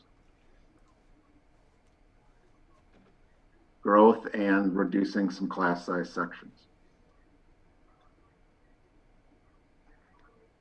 Okay, Steve, unless there's other questions, do you want to go through the first draft point by point? Yeah, that'd be great, Mark. What I'd like to do is continue the discussion on the first draft by a couple of specific topics that are listed on the agenda. The first one is student fees. We do ask the school board to approve the student fees at the May board meeting. You can see from the attachment, the student fees have remained the same, with an exception of the cost of the elementary school recorders has slightly increased. Other than that, you would see that the fee structures remain the same. Administratively, we did not feel like this was the time to bring forward changes to the student fees, and so you just see it as a pretty similar to what was approved for the 1920 school year. Yep. Can I just ask a point of clarification? And because when I look at my, did the fees sheet appear on your screen? Yes. Yes. Right. Making sure I'm moving things around correctly. Anybody have any questions on the student fees? If not, we're looking for a motion to move that forward to the regular May board meeting. Steve, the recorders listed for the elementary, those are the music recorders, correct? Yes, thank you. So moved. Second. All in favor? Aye. Aye. Thank you. For the next item, we have a guest joining us to the budget committee, Aaron. I would like to ask Aaron to jump in and talk to you a little bit about the facility use fees. A few years ago, when the policies were being updated, the policy committee requested that the facility use fees come before the board at the same time that the student fees come before the board. So Aaron has been working on that, and Aaron, can I turn it over to you? Sure. So, There document, Steve. yeah. If you want to open up the soccer stadium fee policy. Thank you very much, Aaron. Yep. There are no changes similar to what what Steve said. There's no changes to the facility rental fee dollar amounts this year. But there is one additional exhibit I'd like to add to the facility fee schedule, and that has to do with as a result of the upgrades to the soccer stadium. The draft you see in front of you is modeled after what we did at Warrior Stadium. So in terms of the priority scheduling list of that facility, being the boys and girls soccer teams in their seasons, other high school sports in their seasons being able to use it, then the designated resident youth groups, that for Waunakee, that'd be the Waunakee Area Soccer Club. That would not be some other soccer clubs like Club Rush or the 56ers, which are some local, which are Dane County areas, but they wouldn't be in that category 3. Other designated resident youth athletic groups could also rent it out. That would be, for example, baseball and softball, youth baseball or softball, if they wanted to rent it out to use as a practice area if their fields weren't available. And then in the off season, it would go to high school sports, and then donor youth athletic groups would have priority in those sessions. If you look under, and like I said, this is all based off of what we did for Warrior. For facility use fee group 1, if you're not familiar, that would be the high school or the school district itself. Every other group would be charged $100 an hour facility fee, with donor groups receiving a credit based on specific amount donated. I have not updated that chart yet because I think we still have some numbers to finalize. My last conversation with Dave was it seemed like one of them, Waunakee Youth Soccer, was committing, I think, $300,000, but I don't know that that number is finalized, so I didn't put those numbers in there yet. There's also a maintenance staff fee of $30 an hour. So if you want to look at it as your rental is really $130 an hour to use the facility, along with a flat fee for custodial supplies. That covers just consumables, paper towels, toilet paper, things like that that just get used up whenever a facility is being used. The insurance requirements there are in front of you. The concession stand, ticket gate use rules are there in front of you too. You have any questions just regarding that part of it? There is one other document too that I want to share if after you kind of have asked any questions you might have on this. Just a good to know. So from the fees other than custodial maintenance staff fee, does that go entirely to the turf replacement account, or where does that money go to?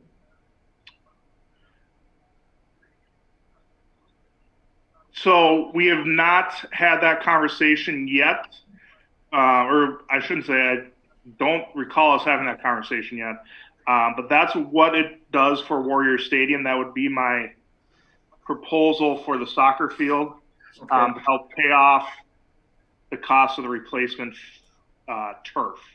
Steve, where do those costs go right now that we recoup on Warrior for those type of items?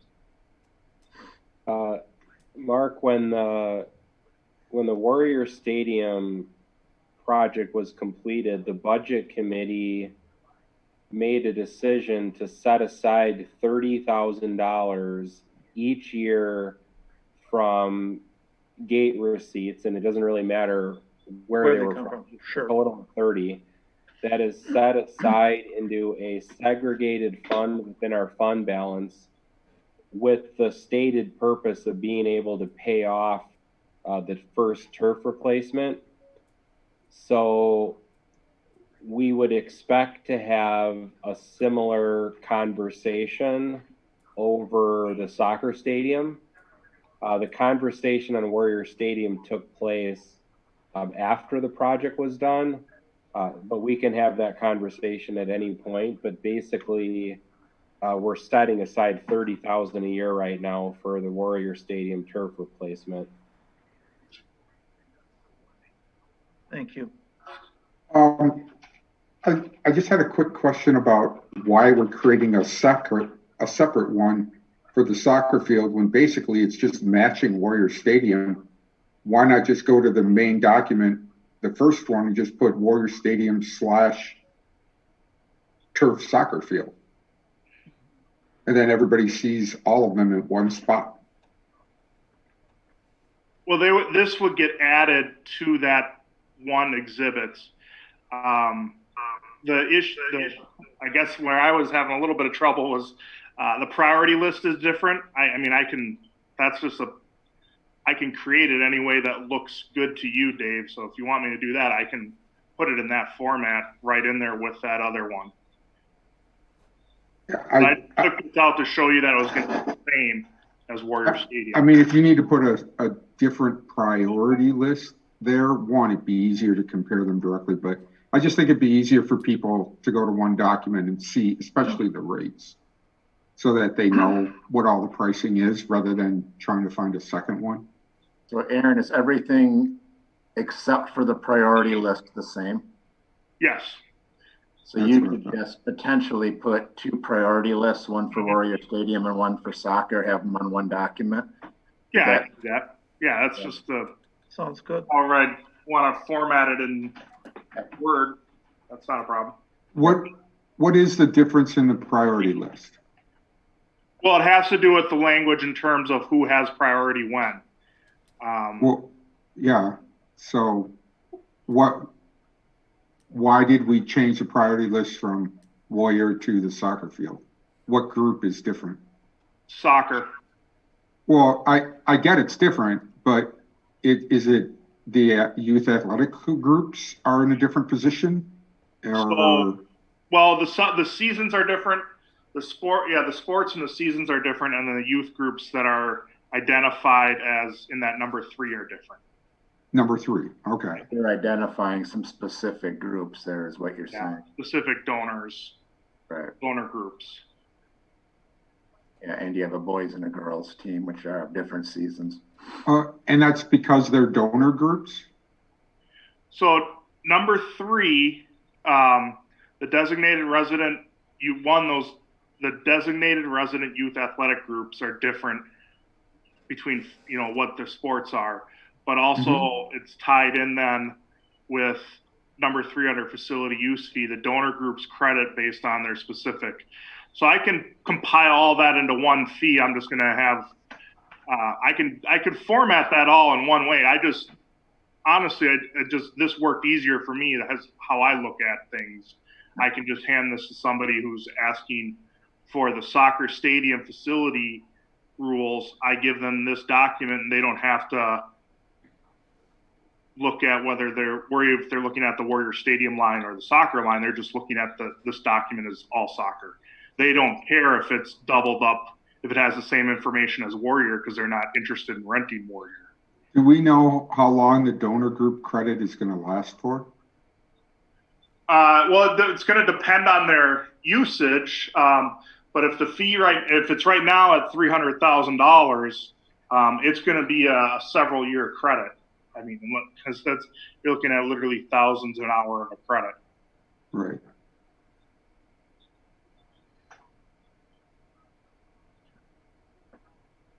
So just out of interest, and I'm not trying to be critical, will both fields have equal access by all community groups who have an interest in it? Based upon, I know they may have a priority slotting, but soccer wouldn't exclude certain groups that football would, and vice versa, would they? No, not on the face of it. I can't think of a reason where we would be excluding one from the other. We might say, hey, we actually have the lines for your sport on, I'm just thinking of, whatever, lacrosse or something like. Right. Why would you, why are you interested in the soccer stadium when your lines are actually on the. Right. On Warrior Stadium. But no, I can't think of a position where we would be necessarily dictating to someone whether or not they're interested, what they're allowed to rent, other than on availability and where they are on the priority list. Perfect. Thank you. All right. You ready for the other document, Aaron?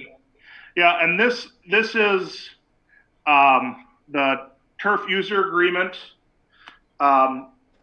This is the same user agreement. This is kind of what Dave said. I just took this one and took all the specific Warrior Stadium references out and just put, I think I just referred to, district artificial turf and stadium fields.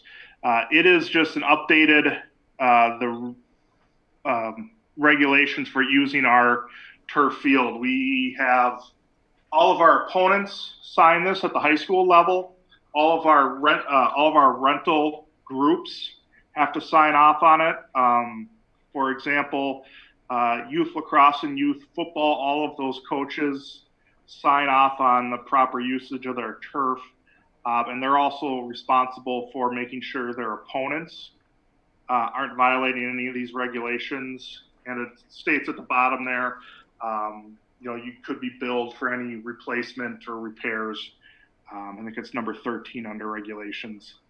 So Aaron, you would use this for Warrior Stadium or the soccer stadium. Yep. This would be one document for both turf fields. Yep.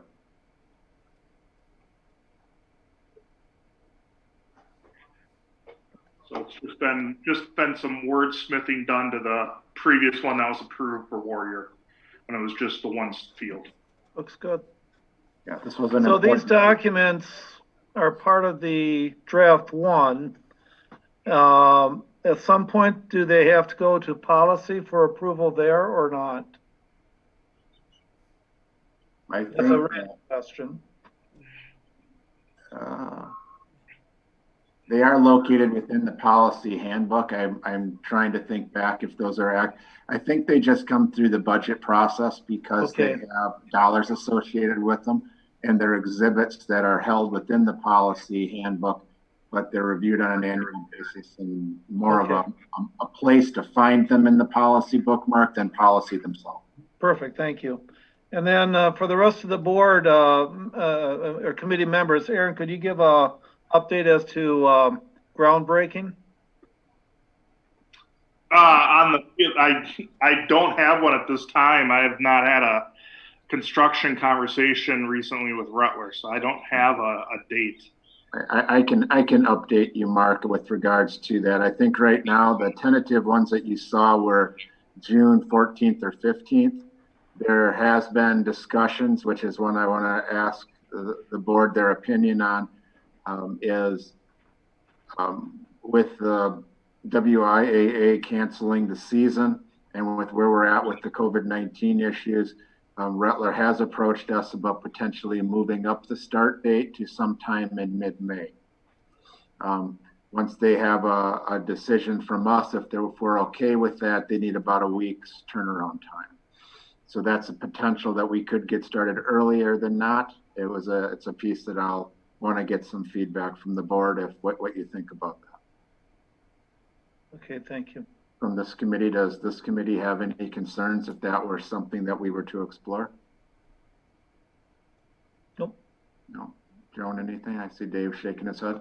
No, I think it makes sense to start earlier if we could. Yep. We'll bring that forward so the rest of the board can hear that, but I think it's just good for us to know if our timeline is changing. Great. Anything else on this sheet? No, that's all I have for both items. All right, super. Thank you. Thank you, Aaron. Yep. Thanks, Aaron. If nobody has anything else for Aaron, he can probably jump off. Yep. So thanks for joining us, Aaron. All right. Thank you guys. Have a good rest of your meeting. You can stay if you'd like. No, I'm good. I just like how Steve says jump off. There you go. The next item is Fund 50. Just sharing a budget with you for Fund 50 that does not include a fee increase. If you had a chance to look at it, you'll see that Taher provided some information that basically indicated that the budget was running ahead of schedule in a very positive situation prior to the COVID-19 pandemic. And their projections, if we have a full and standard school year, would be a positive balance of $50,872 with no fee increase needed for the 2020-2021 school year. Of course, they indicated that if the school year is modified in any way, they're going to have to reevaluate this budget. But as of right now, it's a positive outlook of $50,000 ahead if the full school year is able to operate next year in the food service department. Does anybody have any questions on that? Maybe I hadn't noticed before, but I was really surprised by the senior dining thing. Is that something we do just because Taher's here and they want to do it as some way to use their staff, or is this something we as a school district are responsible for? So the contract is between Dane County and the school district, and we turn around and hire Taher to perform these services. It's done for a couple of reasons, as a community service to those who eat the meals at the senior center portion of the village center. The other one is that it is an operation which allows cost efficiencies for Taher. So we have financial benefits as well as the community benefits. And then there's another one on top of that, Dave. The MCDS is actually the Madison Country Day School. Right. A couple of years ago, they approached us about providing the food service for them as well. And that has turned out to do the same thing for the budget for our students, and that we are able to have some cost efficiencies by sharing that service with Madison Country Day. So that has been a positive for both them and us in having that program shared with our district and with Taher. Okay. It's not germane to the budget for next year, but it is to this year's. Are we planning on continuing the food delivery throughout the summer, or is it strictly to the end of the school year? As of right now, it is approved through the regular school year calendar. Connie Vaco from Taher has started the conversation with Randy and I about what that might look like if we continue that program through the summer. So we do have that information, and at some point would need to make a decision about whether we're going to continue with that program throughout the summertime. Okay, so when you say the school calendar, is that by our calendar or by the state's calendar? It would be following our school calendar. We will be providing meals through the last day that would be on our already approved school calendar. Okay, thank you. The question that Connie's raised to Randy and I is whether or not we want to continue this program, past that date. Okay. Thank you. Yep. Any other questions or comments on food service? Hey, Steve, as we look at Fund 39, could I ask you to maybe combine that with item 6, because they seem to work together a little bit? Yes, thank you, Mark. Items 4 and 6, I should have bunched them together because they are really connected. And Randy, if you wouldn't mind going back to the first draft of the budget document. And if you want to go to Fund 39, you can see on the table of contents what page that's on. So what I want to talk a little bit about is the fact that the school board approved what was called a debt defeasance in October of 2019. And that provided a tax rate stability from one school year to the next. So we had discussions on that last October. The reason why this topic is connected to referendum planning is the consistency with the tax rate would have provided a benefit to the community insofar as trying to have a goal of stability with our tax rate as we move into a referendum planning process. So depending on where we end up with the discussions on the referendum planning process, that is directly connected to the budget planning process for Fund 39. I just want to make sure that everyone is aware of the fact that the first draft of the budget includes the concept of an additional debt service defeasance in October of 2020. I think we should consider this as a placeholder for now, just keeping it in the discussion. So as we move forward with the discussion on the referendum planning process and how that coincides with this fund is critically important. But I wanted to make sure that everyone was aware of the fact that this is included, this debt service defeasance is included in the first draft of the budget.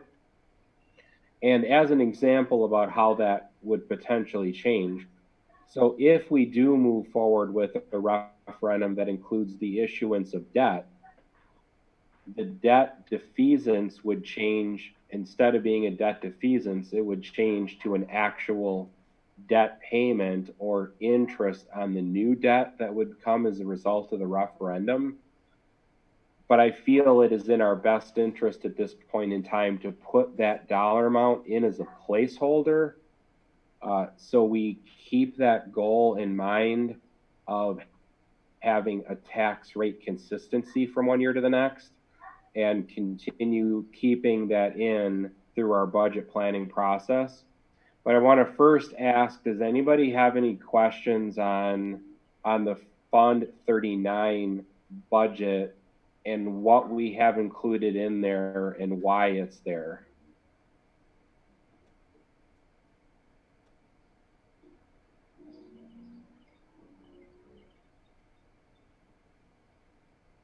If not, the next item that I had requested to have a discussion on is the referendum planning process, for a couple of reasons.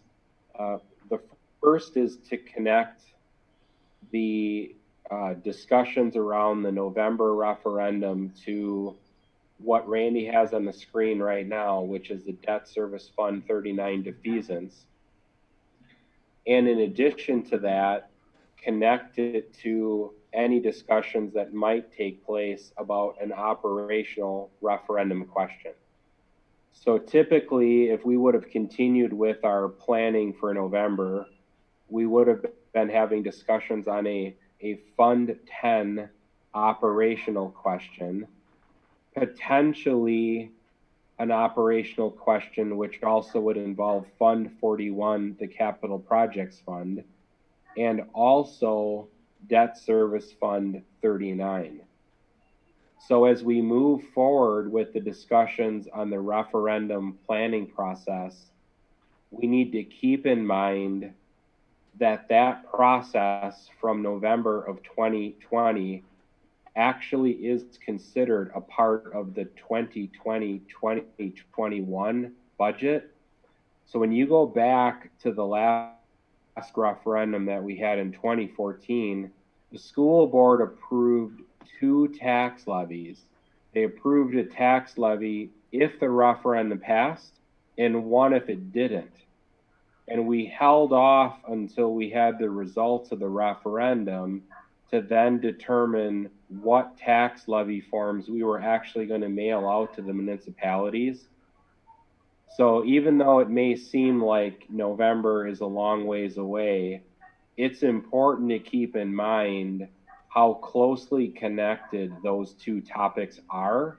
So I just wanted to call everyone's attention to that the referendum planning for November of 2020 is really tied hand in hand with the 2020-2021 budget development process. I'm going to turn it over to Randy because I know this is a topic that Randy's going to be bringing forward on May 4th for the special board meeting next Monday. Randy, did you have anything you wanted to add about how those topics are really tied together? Yeah, I think, a few things we have to think about with regards to the timing of the referendum and some of the things that we look at within the budget document. It was when Dave was asking about some of the additional budget requests, some of those can only happen if there's some additional dollars found or additional revenue found. So some of those are some pieces that we have to look at, whether it's with a referendum we do in the fall, or if we make a decision to postpone it at any point, of seeing if there's ways that we can articulate some of those dollars within a approved referendum, particularly one that exceeds the revenue caps, to be able to accomplish some of the work that we're doing. So I think the conversations that I want to have, I think, are really twofold kind of moving forward. One is certainly timing of the referendum, which is a whole conversation on its own. And then the second one is with regards to anything that we do with the referendum, of looking at how can we utilize that to address some of our needs moving forward. We already have a reimbursement resolution piece that we've approved. I believe that's good, Steve, throughout this whole process, to be able to articulate if there's any expenditures that we put forth, we agree upon now, contingent upon some passage of a referendum, that those could be reimbursed back to the district. We did something similar in 2014. I think we added some of our custodial positions. We added a couple assistant principals based off of that growth projection and the needs for those positions as we were going into those projects.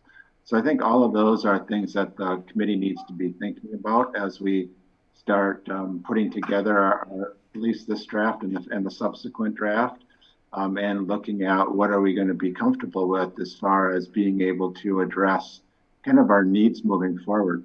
I think as Steve articulated that, what could be happening at the state level, and if there's a potential impact with us budgetarily, I think that also is something we just need to be thinking about. What's our plan to see if there's a way we can mitigate some of those significant impacts if they were to come.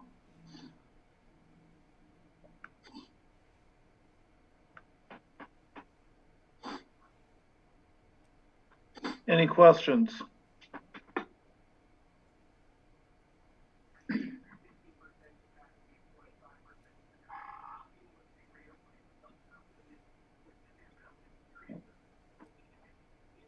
Steve, where would you like to go? I think you're muted. Somebody just started power spraying their house, so I may be going to have to sneak to some other spot. Can you guys? Working from your porch. Is that coming through on your end? Is that bothering anybody, or can you? I'm not hearing anything. No, we don't hear it. I'm good. Okay. All right. Thanks, Randy. Yeah, if we could jump to the next topic then. Number 7. Yep. Just gonna jump over there real quick. I'm gonna just walk into some other area here real quick while I talk. Anything else you need up on this draft of the budget, Steve? Yeah, so I want to talk about the number 7, which is review paper cut. And I really want to talk about this kind of in the lens of being fiscally conservative and whether we should start putting a hold on some expenditures. Yep. So in the fall, the budget committee asked us to go through, we had brought forward a proposal to use our copy machine equipment budget differently, to use it for software that had the potential to reduce copying costs and introduce some efficiencies. The budget committee asked us to run a trial of that program this year and to obtain teacher feedback. Herb went through and did implement that trial at the middle school and does have teacher feedback on this topic. But why I'm bringing it up now is this is one of these areas in our budget planning process that could be put on hold and could be utilized in other ways if we needed to. So in our budget, we've typically spent about $60,000 per year in replacing copy machine equipment. We were going to propose spending that instead on the paper cut product. But what I'm looking for some feedback on the committee tonight is, should we at the administrative level begin the process to be placing optional type expenditures like this on hold until we have a better understanding as far as what the impact might be on our school budget from COVID. Other examples of this, we have an $80,000 line item for energy efficiency projects. That could be put on hold. We have other examples throughout our budget of dollar amounts that are sitting there and are typically expended as they were intended for that line item, that we would have the ability to start holding if that is the direction that this committee would like us to move forward with. So I'm just throwing this out there kind of as a topic about paper cut in and of itself, or expenditures like that, and what type of planning we should be doing right now as a district.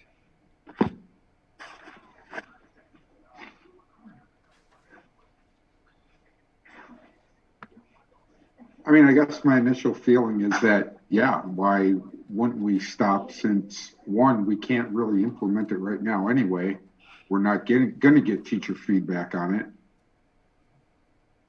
But then I'm sitting there going, it still seemed like a good idea. Does stopping, I mean, part of me sits there and thinks sometimes stopping a process is just as economically harmful as keeping going. And how far does it back you up? And unfortunately, that's almost a project by project determination. So Steve, do what you think is right. And I felt a little more strongly in support of postponing those things that aren't going to make a significant difference for 1 year. And even if we weren't doing the paper cup concept, you know, if we delayed replacement of printers or copiers for 1 year, unless one's actually broken down, how significant of an impact really is that on the district for a 1 year pause, in light that we may have a $0 coming from the state in terms of growth. And I would like to give our administration the go-ahead to make some value choices where we might be able to save some money in case of significant pareback in funding on those areas that they view we can do that.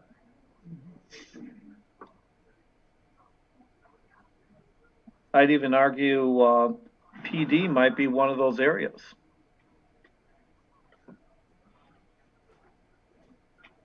Joan, what thoughts do you have on this?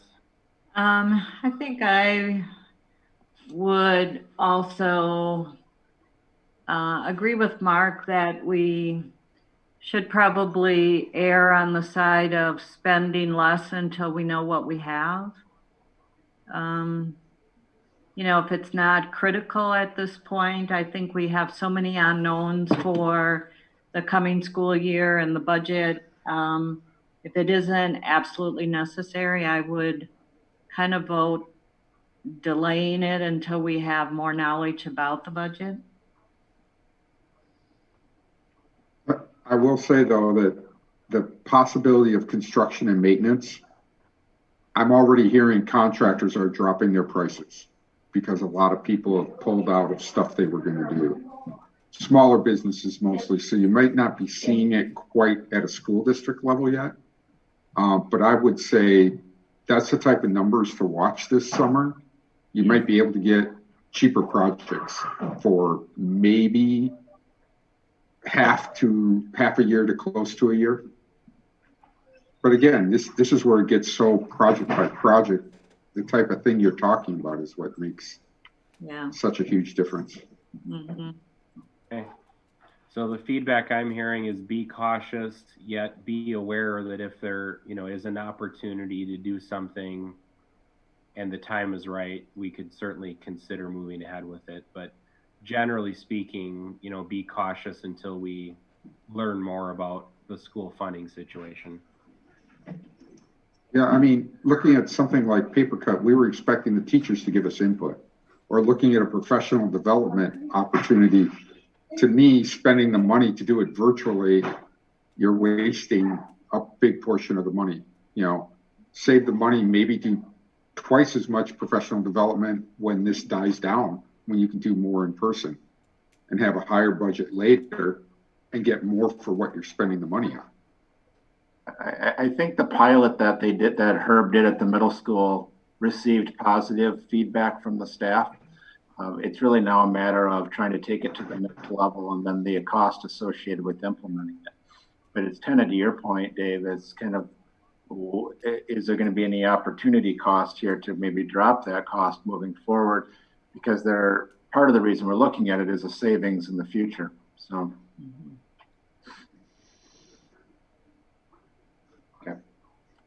All right, so I'll jump ahead to the next agenda item.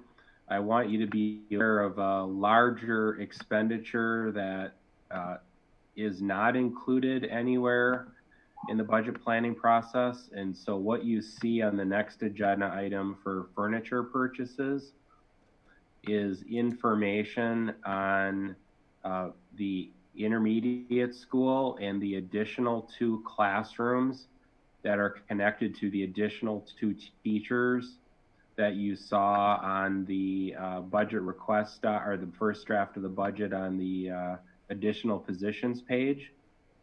So what you have here is Tim Omertz has gone back and has worked with the vendor that provided the original furniture at the school and came up with a couple of options for outfitting the 2 new classrooms.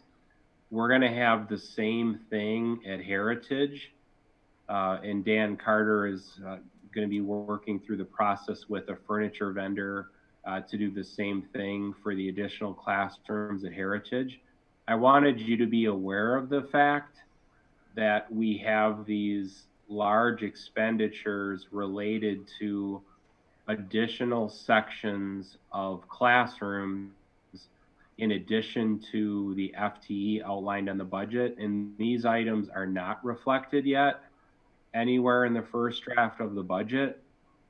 So I just wanted to make sure that you have this on your radar, that we do have these issues related to cost for furniture and equipment that currently is not accounted for.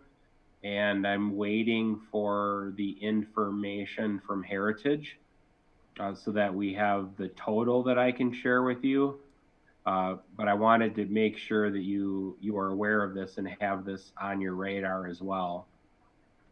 Any questions or comments on this? I guess the only thing I'm curious about is that if we see or know that increasing an FTE position comes with a capital cost to it, I would think that as a planning concept, we should have that as part of that FTE cost. I mean, does that make sense? Does. Yeah, I mean, some of these things were intermediate school. We did not fill all the rooms with furniture at the time of the referendum. That was just a decision that was made at that time. So this is kind of a piece to kind of move that forward. But you're right, it's a cost of the growth. It's not just the cost of the positions, it's the cost of really outlaying that facility for those incoming students. So to me, it's a piece we're going to have to do. It's really a matter of figuring out how and where we're going to fund it. I just think when we put on those new positions, you're asking the board to approve a position and you're saying it's $100,000 for the teachers, but it's really $140,000 because of the add-ons. Sure. We should just put $140,000 on the line item. How you break it out is your fun, but sure. I think it gives us a better idea of what we're voting for. Yep. Okay. Any other questions or comments on that? Looks like very nice furniture in the spreadsheet. Yes. So the next agenda item is the spreadsheet. Dave, you had brought it up earlier in the meeting and Randy was talking about it as well. This goes way back to last January when we started talking with our administrative team about the request process for 2020-2021 and long-term planning to keep in mind the discussions that were going to be related to a November 2020 referendum and a potential operating referendum question, and planning ahead for a 3 to 5 year period to be connected to our budget planning process. So you're going to see requests, even though it is listed as a 2020-2021 process, where members of the administrative team were planning ahead and wanted to get the future requests in the next 3 to 5 years out there for consideration connected to both the budget planning process and the referendum planning process. So I attached this tonight not with the intention of saying, let's dive deep into all of these requests, but to call to your attention that going back to January, we've been working with the admin team on planning on a longer term basis to connect the 2020-2021 budget process as well as the referendum planning process connected to an operational referendum. Randy, did you have more that you wanted to add to that? Well, I mean, one of the things I wanted to share with the board is that we have, there's a lot of requests here. I don't know if Steve, you and I've even had a chance over the last number of weeks to go through these together. I know I've had conversations with our budget directors about all the requests, and Steve's had some on the side as well. And you can see when Dave was asking questions about the staffing FTEs, if those are all tied into here, some were, some weren't, and some things in here need to be kind of pulled out so that you can see that they are a priority. So in my mind right now, this is a part of our first draft that just needs to have some additional work to it to bring a little better clarity for you. The best example I can give you of long-term planning is kind of what Chris and Kurt did. I mean, you can see that there's a significant number of requests here for the student services special ed department. Those were not meant for 1 year. Those were meant for a multi-year, 3 to 5 year type implementation, but it gives us an idea of where we're headed. But for the current budget cycle we're in, I'd like to go back and try to identify some of those high points that we at least need to know are priorities in the initial years, so you can kind of discern what those look like. And then you can see the others as really some visionary pieces that will help you to see what the future might be. Andy, it's my understanding this is going to be sort of a blueprint for discussions at our board administrative budget meeting to help us kind of framework that operational referendum question. How big, what do we include in it? Right. And we're meeting next Monday on Zoom, but I'm not sure how easy it's going to be to go through this and get a framework without some highlighting. And will the administration even be there for that discussion? No, and that's one of the conversations I wanted to have tonight is how do we want to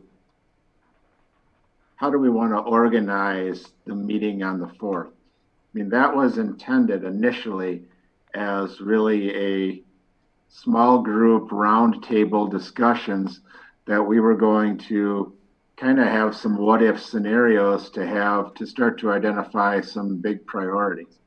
A little harder to do virtually that way.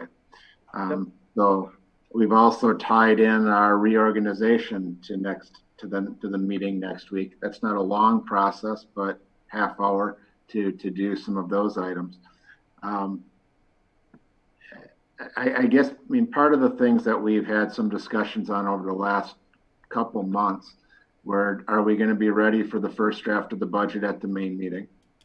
I think one of the things that Steve's tried to put a priority to is at least getting the high level picture so everybody can see that.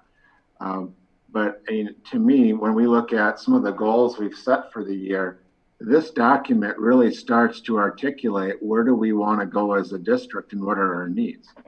So it does need some specific conversation, and it needs it from people who can speak to some of these items. That's not a short or an easy meeting, and I'm not sure how well that works out virtually right now. So I guess I'm looking for a little feedback on really kind of how best it would help you guys to understand. I think there's a few options here. One of the things we could do is we could pull forward kind of the top 10 list of things that we think are the most important items to bring in the first year. That doesn't help you necessarily it helps you, I guess, with some of the referendum pieces because it at least gives you an idea, because we're not going to be able to afford all 10 items. We can then also have another option is we can have some of these budget directors come in and give you a high level view of really what their request is. We could have that in kind of a presentation format that we present next week so that you can see what all these are. What I think you will find though is that there's a lot of info here. There's a lot of visionary pieces here, and it's going to be very easy to get lost in the multitude of information.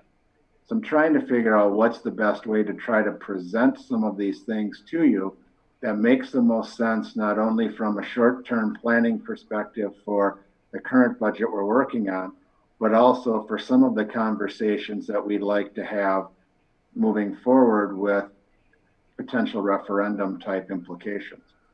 So, I mean, I'm willing to try and do what we want for that meeting. I just know we have quite a few things on that agenda, and looking at, I mean, we could do this over a couple meeting piece, really looking for some feedback on what would help you to understand where some of these requests are grounded, where they fall within the priority area.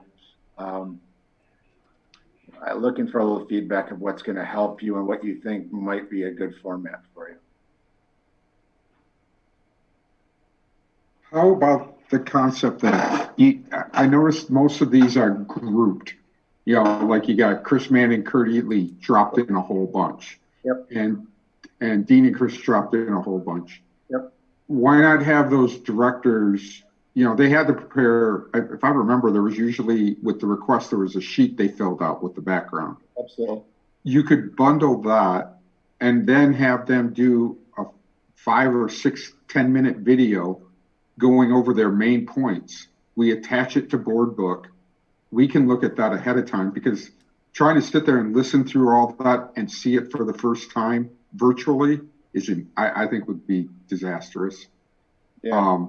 But if they could each bundle their presentation together and put the video in board book, so we'd have it a couple days ahead of time, so that we see their document, they give us their 5 or 10-minute, whatever, we see it ahead of time.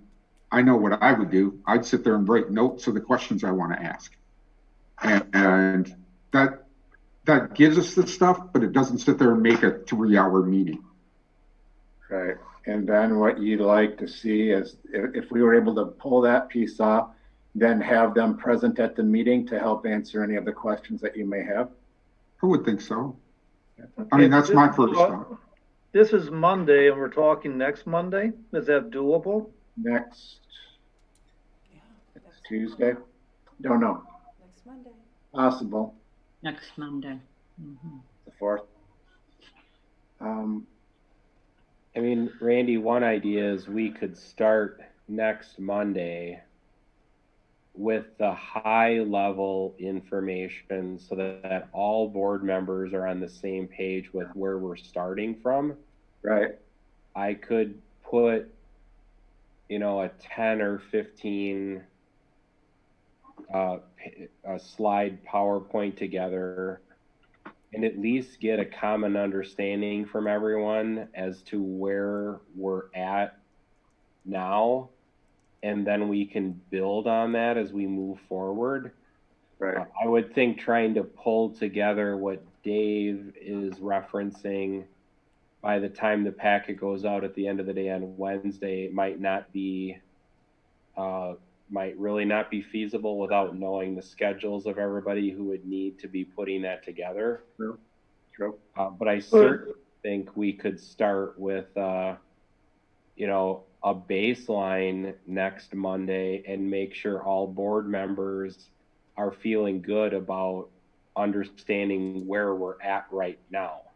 You're talking about, you know, it would be helpful even if we could just get a color code, most urgent, urgent, something of that effect, with the understanding that we're not trying to exclude anything from the list, but we're looking from a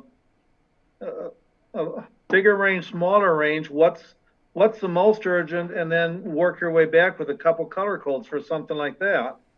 and I can see that too. I guess my other question, this is, I'm shooting off the top here. Steve, you and I haven't even talked about this. Joan, you and I did probably a few weeks ago, or a number of weeks ago. Some of the pieces we're putting together for the first draft of the budget, that's really what we're hoping to do.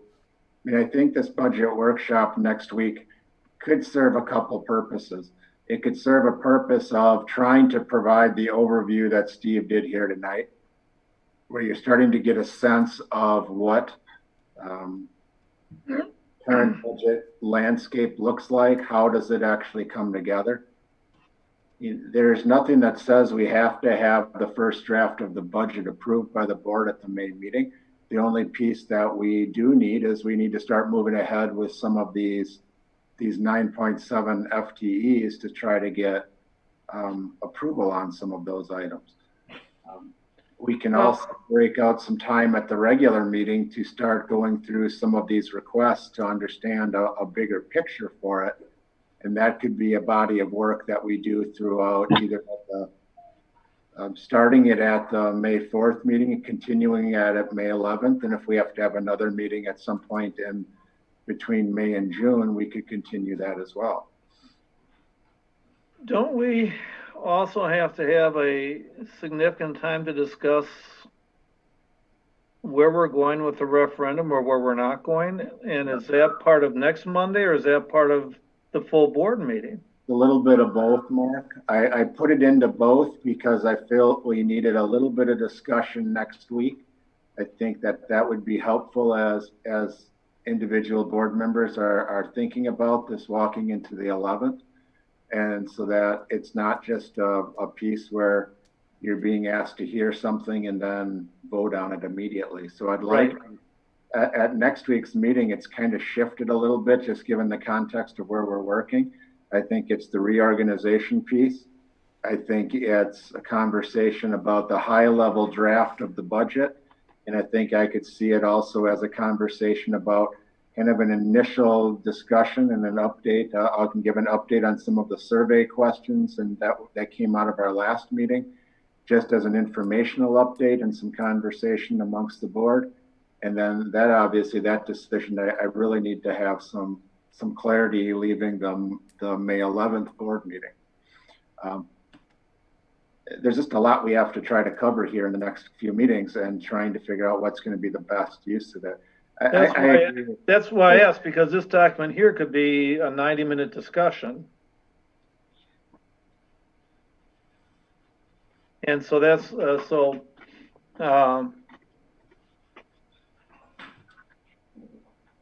I don't think as much as it'd be nice to hear from everybody about all of their proposals, I don't think we have time for something like that.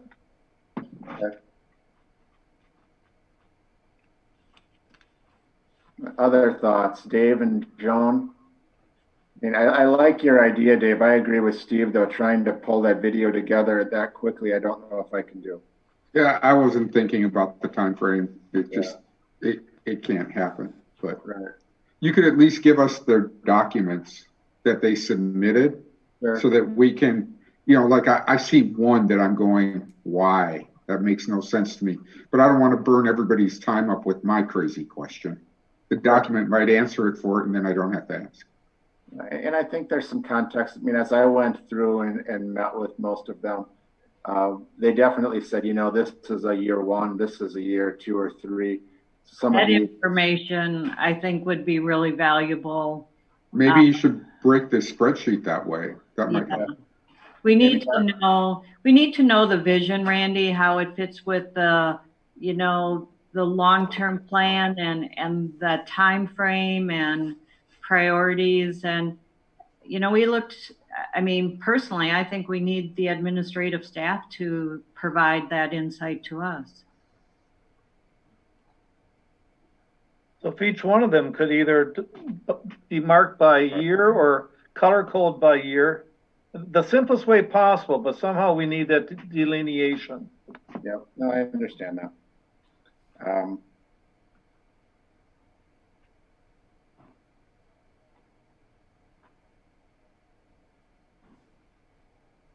What do the board members feel about the concept of maybe a 30 to 45 minute piece on budget planning next Monday. That would be the real high level piece. Obviously the board reorganization, and then probably again a 30 to 45 minute high level conversation about referendum planning and where we're at with that and how it directly connects into the budget planning as well. That would probably, between all three of those things, be a 2-hour meeting in and of itself. That's right. And then that would give Randy and I time to figure out the next steps on how to get engaged in this topic about, the longer term planning, kind of the list, how to organize it, how to get greater feedback from folks, which may result in us needing to do something at another night, another meeting time to try to pull that together. The other piece I would say is the items on here don't need to be approved during the first draft. So I don't think that there has to be this feeling of a pressure that it has to be in the first draft of the budget that's going in May 11th to understand this. Some of these things, if they didn't occur and didn't get considered until the second draft, or we kind of started to work through it, I think that's okay. I think we're also hopefully in the next month going to get some additional clarity on what some of the things out of the state might look like. And then we have to kind of start put some of the of when they fall within the vision, I think is important. So I think Steve and I can kind of put this together if we look at this over a multiple meeting time frame. But I agree with you, Steve. If we did reorg, we did a high level overview of the budget with some of the, try to get as high level on this as we can, some pieces on the referendum, and then we'll continue to bring back the details on these pieces so you can see where the vision ties in. So Randy, when do you need board input on a potential survey? I thought that was a critical point. The 11th, May 11th. So when will we have an opportunity to provide, is that going to be at this meeting or the 11th? To provide survey? We're going to talk about that on so the 4th right now has 3 agenda items: the reorg, high-level budget overview, and to talk about the referendum. Okay. So it's really, that's not a decision night, that's a discussion point. Okay. And then what we will do is I need to have on the 11th a direction of where we're going to, which direction we're going. Could I ask our committee members their opinion? Would our time be better spent next Monday on 2 of the 3 and save the high-level budget for the board meeting? Because we're talking a first draft, and whether we give that information Monday or the following Monday, I just don't want to shortchange the bigger discussions we may need to have prior to Monday's meeting with regard to the referendum. I would agree with you. I feel our referendum discussion is going to be lengthy and will hopefully, focus in on survey questions. And I think we need an adequate amount of time to do that and not pressured with a 3 to 4 hour meeting. Dave? I understand your point. I would like to say yes, but I also think I understand that no matter which way we do it, you're either you're going to have long meetings no matter what. Yeah. No matter if you do it on Monday this week or Monday the following week, it's going to get long. Right. So I'm perfectly fine either way. Yeah. And luckily I've got nowhere to go. I just got to have dinner here somehow that you can't see. There you go. There you go. So for next Monday's meeting, would you, I mean, there's a couple things we could do. I mean, we don't have to do the deep dive into the budget. I do think it's worthy of at least having a high overview of kind of what we're what scenarios we're at least trying to run through, and maybe updating the board on a timeline for how we're going to walk through it. I think there's at least a touch point there. The reorg part obviously has to occur, and then we could devote the rest of our time to having dialogue around the referendum pieces. And I can bring what I have thus far from our conversations around the survey, and with that final decision coming on the 11th. Okay. That work for you? So those three things: the reorg, high level on the budget. We won't dive super deep into this, but we'll give kind of what scenarios we're doing. And then we'll have a dialogue around referendum pieces. And then at the regular board meeting, we'll obviously have a decision piece that we have to make with regards to the referendum. And we'll also then can discuss kind of our timelines for how we want to address more of this, more detailed visionary pieces of the budget. Okay. All right, Steve, that's something you and I can touch base on later and get a plan together for that. Okay, sounds good. All right. Next point, salary increases, Steve. Yep, so I did include just a hypothetical scenario so everybody would be aware of the connection between the first draft of the budget, the 9.77 FTE, and then the remaining funds available and what that would look like on a pay increase scenario. Now, this is just hypothetical, but what I did in this example is I put in a situation where we would use 2.72% of the 2.85% that is funds available in the first draft of the budget after the 9.77 FTE is added in. And you can see this 2.72% scenario is illustrated to show an equal percentage increase for all employee groups, as well as the collective bargaining with the CPI increase for the WTA, as well as the minimum points the minimum points increase that's currently identified in our handbook, which is the $600, to show what this would look like with the information we have right now and the 9.77 FTE. My goal of bringing this forward right now, I typically would not bring this forward in May. My goal of bringing this forward right now is to make sure that there's, full transparency as to what pay increases would look like compared to each of the drafts of the budget. So there's an understanding as to how all of those various pieces are connected together.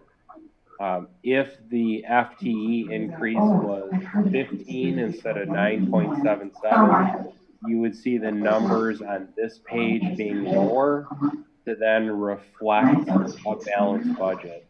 So again, this is simply hypothetical, but I want to share the connection between FTE adds to the budget and where we are at with projections pay increases. Does anyone have any questions? I'd like to say thanks, Steve, for putting that average increase equal across the board. One question is on the CPI increase. Is it 1.8 this year? Yes. Wasn't it 3.1? No, 1.8. Then why did Taher's document say their management increase was 3.1 due to CPI? Sure. So there are. Can you answer that question?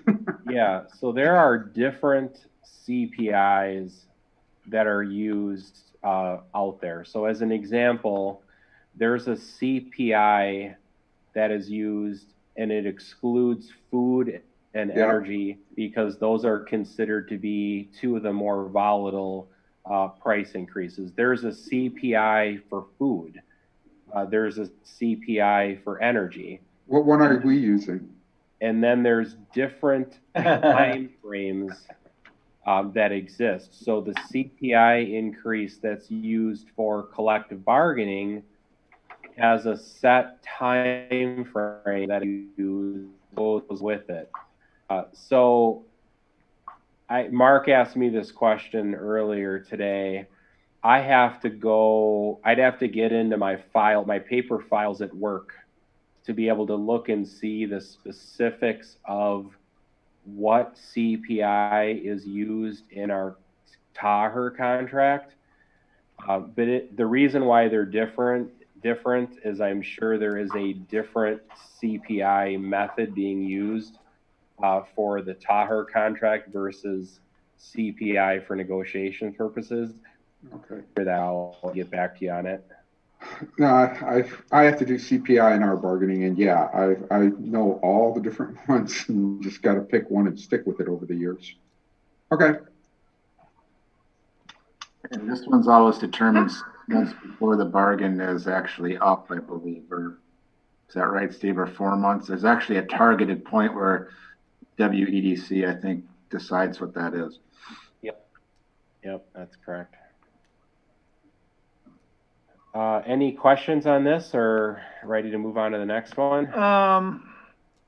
Just a clarification point. So this guarantees how much in PD? 600. 600, and we may get some pushback because that's less as we approve the 9.77 FTEs. Is that correct? So this is lower than what was approved last fall in the final version of the 1920 budget. It's lower in 2 areas. So if we're talking about the teacher group as an example, yep, the CPI is lower this July 1st than what the CPI number was last July 1st. And secondly, this has a points increase of 600, which right. is lower than what was approved last fall as well. So at this point in time, all of the figures on this page are lower than what the final approval was from the school board last October for the 1920 school year. Correct. Okay, thank you. I think the high level piece is when you look at the 9.77, you look at the dollars that are associated with the sheet you have in front of you on salary increases, and you look at just any of the other increases we have that we have to plan from an operational standpoint across the district, that's your entire budget. Right. When you start to look at and that's really where we've put our efforts recently in putting this together, is just trying to see what's even remaining, because the remainder is part of what gets into that other sheet we were just looking at. So in order to start adding those, you either have to, your release valves there are to ratchet back what you're doing on salary further, or to reduce back on what you're doing on the FTE of the 9.7 to substitute it in for something else, or you find something completely else to reallocate. And then that's where your conversation about referendum exceed the caps, regardless of when that referendum falls. If you want to do some of those things, that's a place for that dialogue as well. So that's kind of how those conversations all interact with each other. Thank you. What I would add a subset to Randy's last option there, in that obviously the reallocation can be other parts of the budget too. Some of those, and it also could even be funds not expended this year that were carried over. So I mean, but you're obviously, as we all know, we're not going to be able to raise more funds over the summer, but we might be able to use the funds that we have in different ways. And I thank you, Brian, for that. I mean, one of the things we've talked about, and is, and just at a very high level, is let's just say after we get all of our expenses and things paid for at the end of this current fiscal year we're in, if we had arbitrarily, this is not tied to any study, $200,000 remaining, or obviously that then gets put into our fund balance. Is there consideration, if particularly if the state's budget does move in a negative direction to impact us, do we utilize some of those funds to offset them for a year until hopefully we find some additional stability? I mean, that's a conversation to be thinking about, as well as is there anything that we would want to look at from a budgetary standpoint for any of the pieces that we want to sustain, either it's the FTE increases, the salary pieces, or anything else with regards to additional positions that we want to utilize, either dollars that we've been able to capture from this year to help us sustain for next.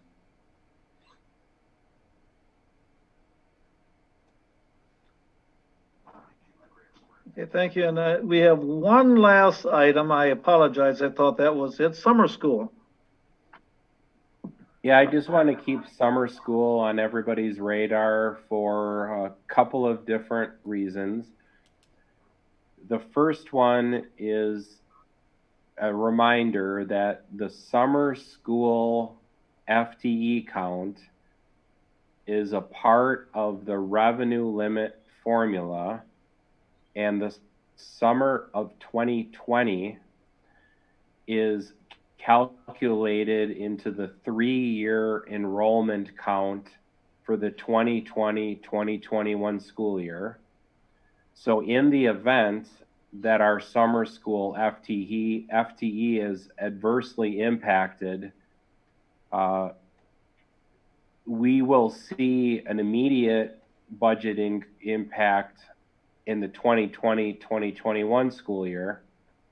The positive about the 2020-2021 school year is it's a 3-year average.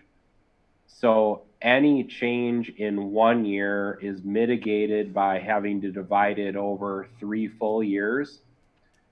So it's not likely to be significant.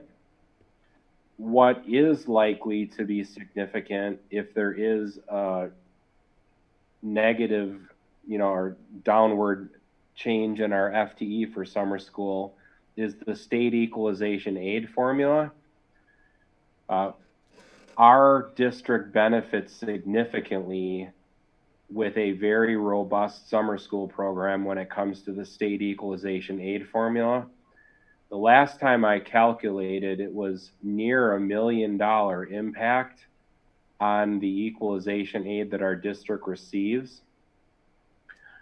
That would not take place in the 2020-2021 school year. That would take place the following year.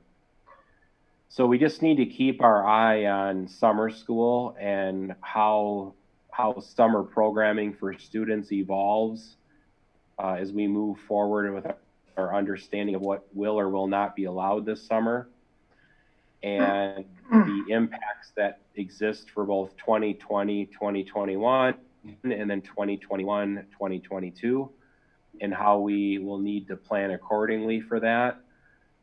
With whatever options we have available for providing summer programming, it is in our best interest as a district to offer as much programming as we can and encourage our students to participate as much as we can. But I just wanted to kind of keep that on your radar. There was some interest in districts on the district's end to trying to see some changes to summer 2020 being included in the COVID-19 legislation. But our understanding is that that was not well received and was not included at this time, and is unlikely to be included in any future legislation. So the revenue cap impact and the state equalization aid impact are likely going to remain and will probably not change through legislative action. But I just wanted you to keep that on your radar, that we've got to keep thinking about summer school and how that impacts the finances of a district. Any questions about that?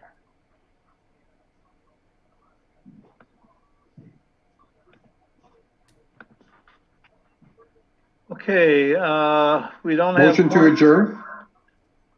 I think we're ready to do that. Second. See you Monday. See you all Monday. Yeah, Thank you. thanks. Appreciate Thanks your all, appreciate it. Thank you, everybody. Good night.